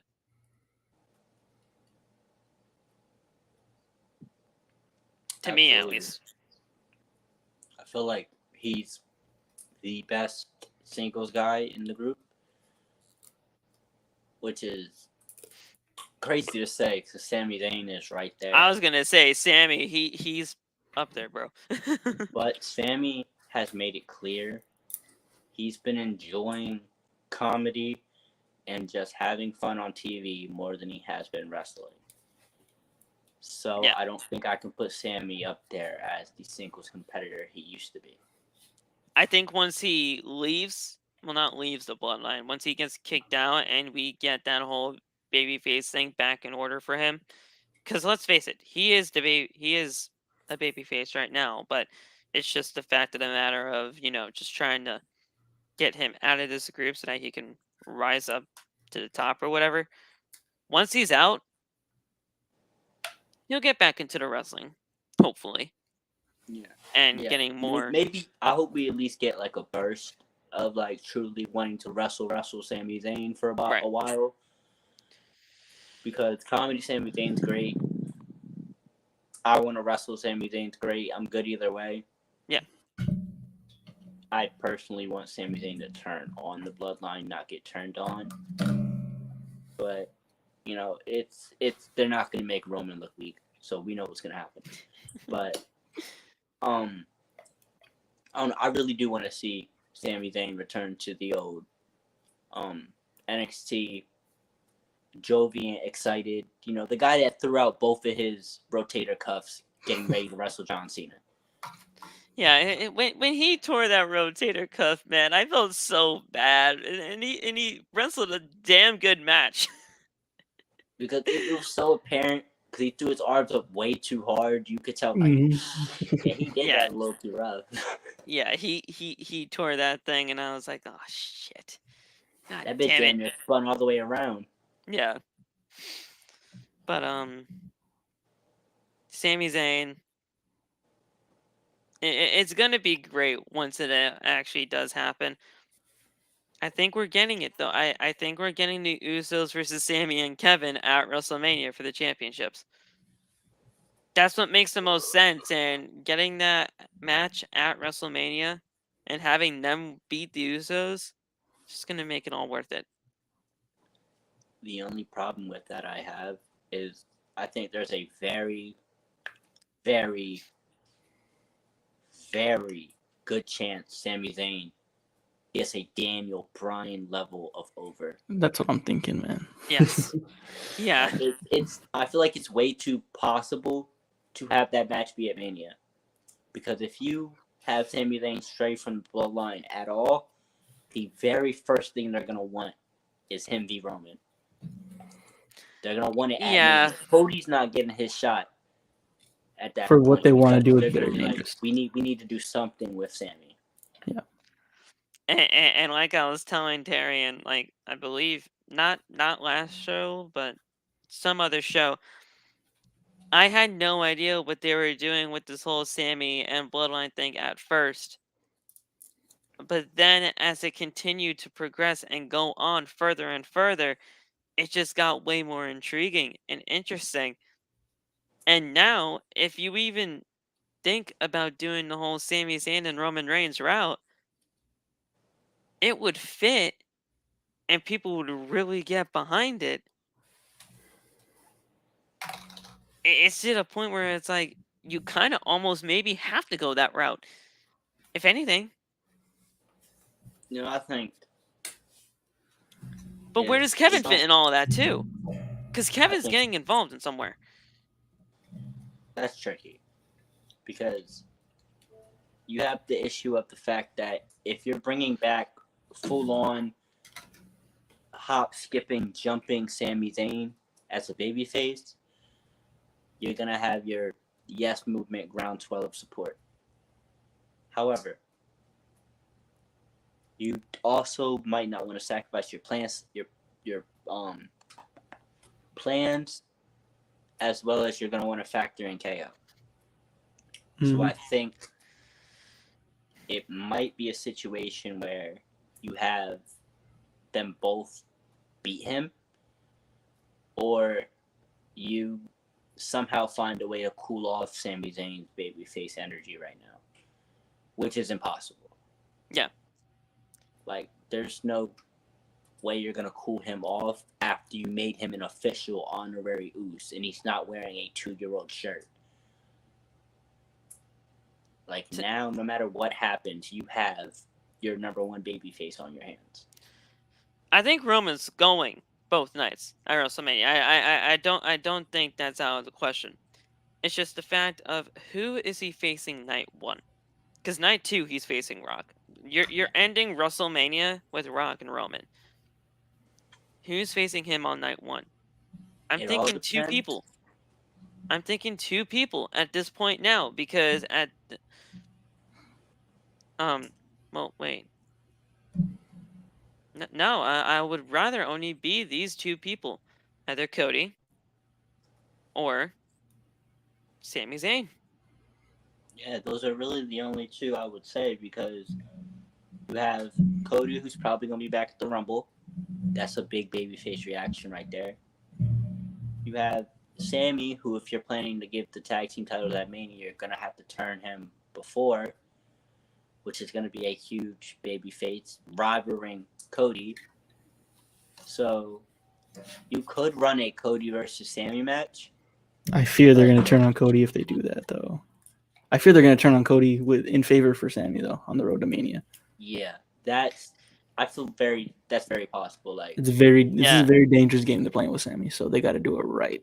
Like, that's why I'm saying I don't think you could give him and Kevin the titles at Mania, unless you do it to where Sami wrestles Roman on night 1 and then wrestles for the titles on night 2. But then you have another issue of you don't want to give Sami 2 titles right away. You're going to make him feel overpushed. Right. It's just a very, very intriguing, I'm not booking the damn show. Interesting situation. And I think we all should be very glad that we're not booking it, because it's a very delicate situation. You have to take this with a grain of salt and just delicately. Otherwise, you could be not ruining careers, but it's just a very touchy subject.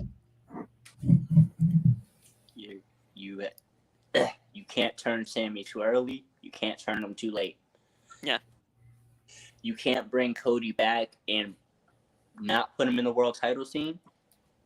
You can't have Sami Zayn be babyface and still push Cody as the one who's going to face Roman for that title. They will boo the hell out of him.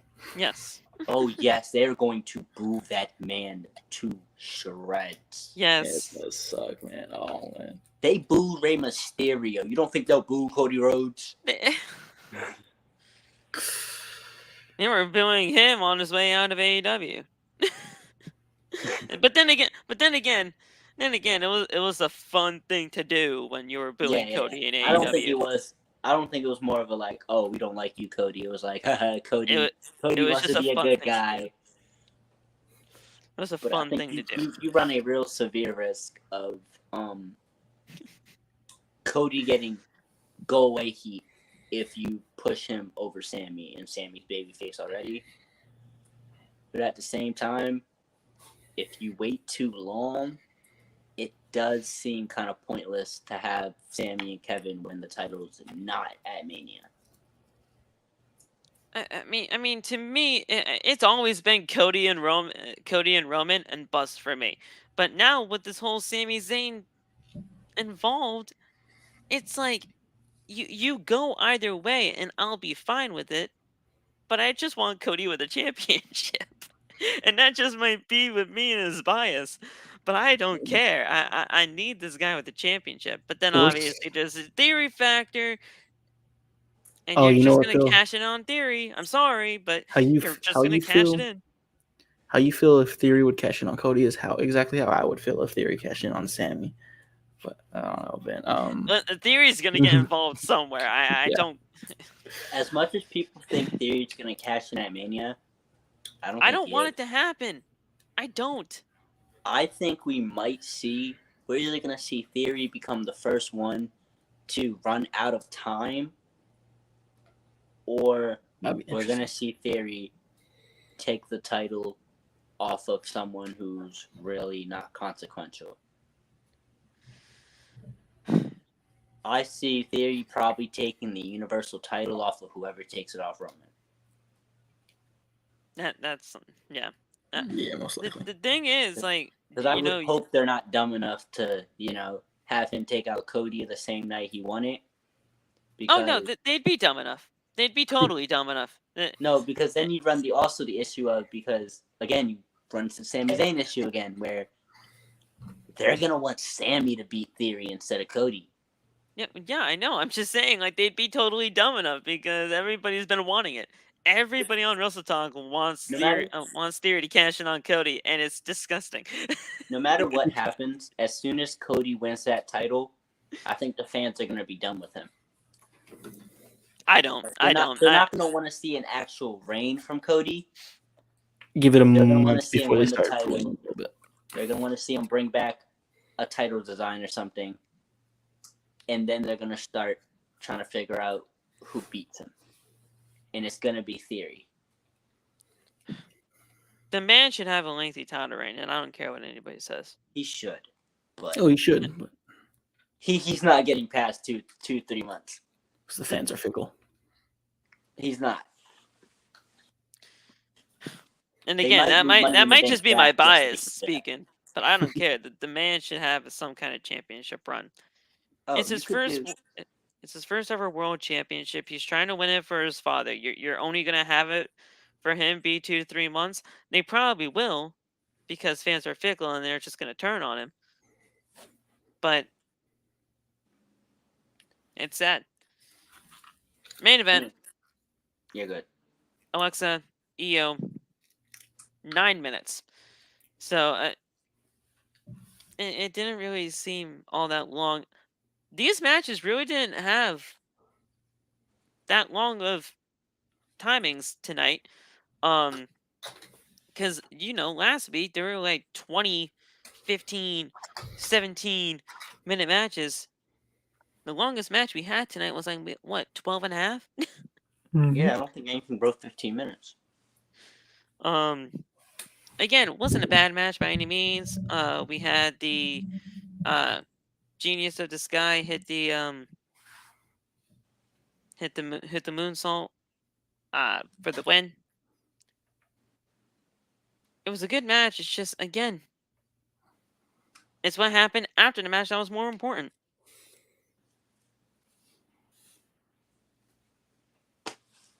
Yeah, the stereotypical let's have our champion stand on a ladder shot. Challenger. But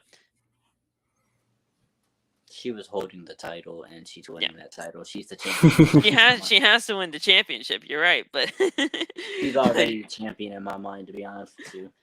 After the match, Damage Control continued to beat down Bianca and Alexa Bliss. At that point, when they were just beating those two down, I thought somebody new was coming out. I'm sorry, I thought some kind of debut was happening, but it didn't. It was just Asuka screaming at the top of her lungs, limping, and she has a kendo stick in her hand. I think they tried to make her look like a badass, but to me, it didn't look that way. It just looked like, oh, hi, Asuka. What happened to your leg? It didn't really feel that impactful to me. Damage Control, then they beat down Asuka with a ladder. Asuka slid under the rope just so that they can drop the ladder on her. I felt like that was the dumbest spot in the entire night. I feel like that type of spot only works if you're like doing it sarcastically. Like the person's running down to the ring, they go to slide in the ring, and you just tip over a ladder you're standing next to. That spot would work. But they just dropped it, and she like hesitated too to get fully inside the ring. That way it can just drop on her leg. It just felt so like, why? Kind of seemed like she slid in the ring and looked up at them like, you drop it yet? Yeah. She looked up at them to make like, all right, drop it. No. So Kai and Skye, they kicked the ladder into Bliss. They put her in between the ladder, like an unconscious Bliss in between the ladder, and then they kicked the ladder into Bliss. But they didn't really, because they kicked the top of the ladder and she was at the bottom of it. Again, just out of placing. Like it just. A very sloppy episode, start to finish. I get what they were trying to do, but it just didn't. It didn't execute. So yeah, so I was saying it was like really hard to hold my attention to the episode. Yeah, like it just didn't execute. Bayley then hit a rose plant on Bianca and to Bliss. Then Bayley holds the Raw Women's Championship on top of the ladder while Kai and Skye, they're on the sides of it, holding their their women's tag team titles as the show goes off the air. To show all of them could hold the gold at the end of the show, or at least this Saturday. It wasn't a bad show. No, not by any means. But like I said, it was very, very clunky, disjointed, sloppy. Seems like they were just trying to get to Saturday. As far as go home shows go, that's exactly it. They were just kind of coasting to get to Saturday. Just trying to get there, yeah, like me. Yeah, honestly, I think we're all just trying to get through Extreme Rules, through the glorified house show, just to get to War Games and Survivor Series, because we all know that that's just what we're all looking forward to, not just in the WrestleTalk community, but everybody. Before it was announced to be War Games, I really had no expectations for Survivor Series. Yeah, no, true. Mm-hmm. I mean, because we were just gonna get champion and champion matches anyway, but now War Games comes up. Shit, after Extreme Rules, the next most interesting thing happening in the wrestling world is Full Gear. True. And we gotta see where that goes too, because Tony's been up and down. Honestly, I shouldn't say that, because Dynamite to me has been very good as of late. Not to many people, but to me it's been okay. It's been, I wouldn't say great, but they've been very solid shows. They're going back to their roots. Yeah. There aren't many segments like I want to just ignore anymore. Yeah. Like I haven't seen Jade Cargill on my screen in a few weeks. That's great. Well, I would have a problem with that, but yeah. He could have a problem with that one. That man only a Nikita Lyons fan because he be horny. I'm sorry. I see your Instagram, bro. I'm gonna keep it real with you. Listen, not Dakota. Dakota can wrestle. It's just the fact that Jade, she needs a lot longer than 5-minute matches for me to get behind her at this point. With her almost 50-0 record, or 40-0 record, I should say. But it's almost going to be there. It's going to be at 50 at some point. I think she needs a little bit more time on the good old YouTube shows. I think she needs to be wrestling people like, what's her name? AQA? Or some shit like that. She shouldn't be on TV competing with the likes of Athena, Serena Deeb, people like that. She's not on that level. Athena lost to Cargill in 5 minutes at the last show. Why? We're talking about Athena here. Ember Moon, if you are unfamiliar, like, come on now. I don't care if her name's Athena, Trina, or whatever. Like, Athena is fantastic in the ring and should not be only going 5 minutes. We know why Mia Yim didn't sign there. True.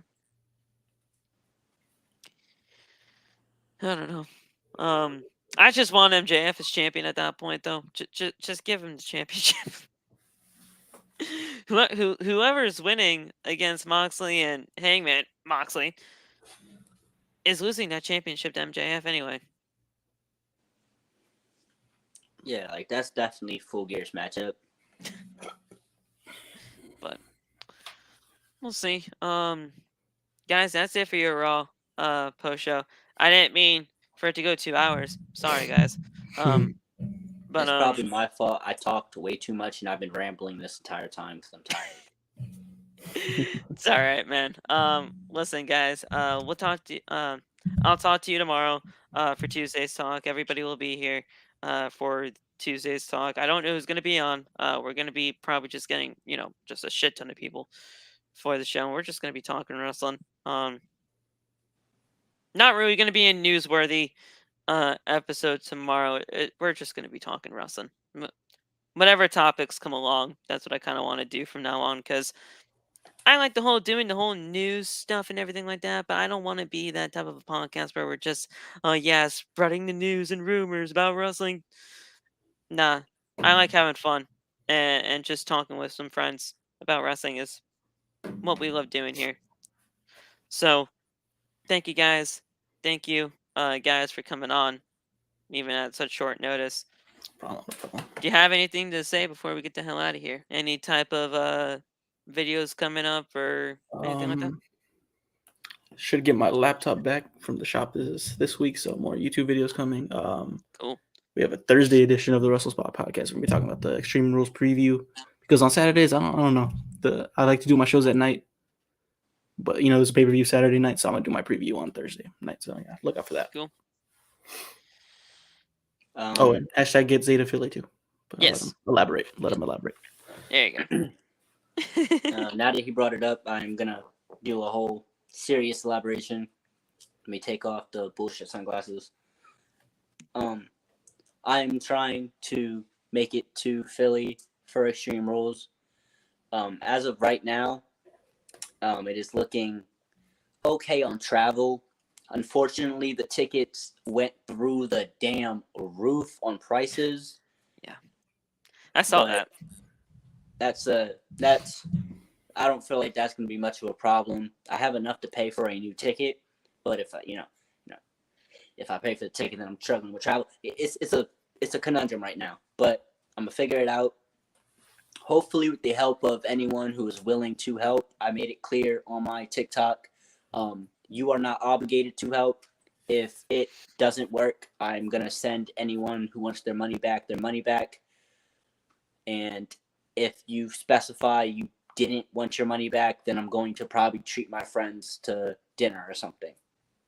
Hell, I might just save it and go to Full Gear. Either way, it will be used towards some form of enjoyment if you don't request it back. However, if it doesn't work, I am likely to return everyone's money back. The only people who have specified they wouldn't like their money back is, I'm not going to say their names. I'm sure they don't want their generosity publicated like that shit. But person who sent $10 today and want it back, that's fine. Another person sent a whole hundo and didn't want it back. And, if so, that is definitely what I'm going to be treating my friends to dinner with. Wow. I'll tell these guys after we get off here, because, again, I don't want to broadcast their generosity. Yeah, that's fair. However, y'all can go to my TikTok if you feel like donating. I have a video up. It will give you my Venmo and my Cash App. I'll likely post something I'll pin the video when I get off of here so y'all can see it and, get easy direction. If you can hear me and you're good at memorizing things, the Cash App is 3AYTOLIT. Otherwise, 32lit. The Venmo is at score, not underscore, just dash, Castro -3. And, so I'm not very good at, this type of thing of asking people for shit.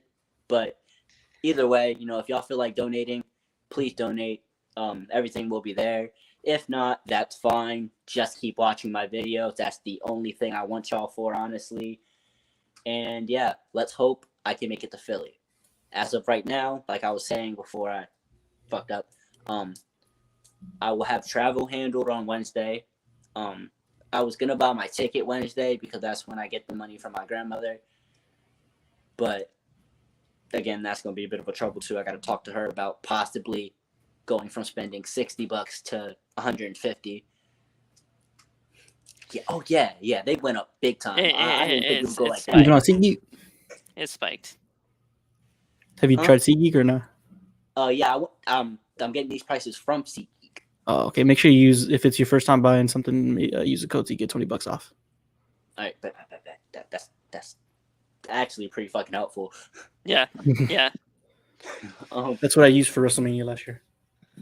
But yeah, that's the plan.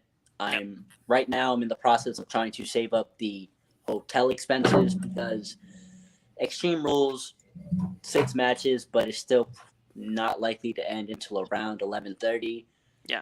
If you stay in the Philadelphia area, I could probably catch a subway back to the bus station, but that bus station is not going to be pushing anything to go to Maryland at that time. So I have to find a hotel room, as well as just food and the ticket. I have faith I can make it there because, it was literally, 4 hours and I had $113. So I have some faith after it picks up some more traction, it's going to get where it needs to be. Yeah, that's my piece on it. Like I said, for the 5th time, my 5th call to action. If you feel like donating, Cash App, Venmo will be in the videos. I'll give y'all another update tomorrow morning. And for right now, you can go check out any of my TikTok videos, any of my music, whatever. I'll eventually get money back for that somewhere down the line. And after this, I'm probably gonna stream on Twitch for a little bit, play some Injustice, maybe some Retro Bowl for about an hour or two. So make sure to tune in. Awesome, man. Thank you guys for coming on in here. We love you. We appreciate you. Hit that like button. Turn on the bell for all notifications. Hit that subscribe button down below as well. Go get the merch at bonfire.com, the exclusive home of Outside the Brand and its merchandise. You guys can go rep OTB wherever you may go. And yeah, guys, have a good rest of the week. We'll talk to you tomorrow, Wednesday, Friday, and Saturday. Two podcasts on Saturday for the predictions and for the review of Extreme Rules. And we'll talk to you guys when we see you. Have a guys a night. Stay safe. God bless. And peace. Kids hate a Philly.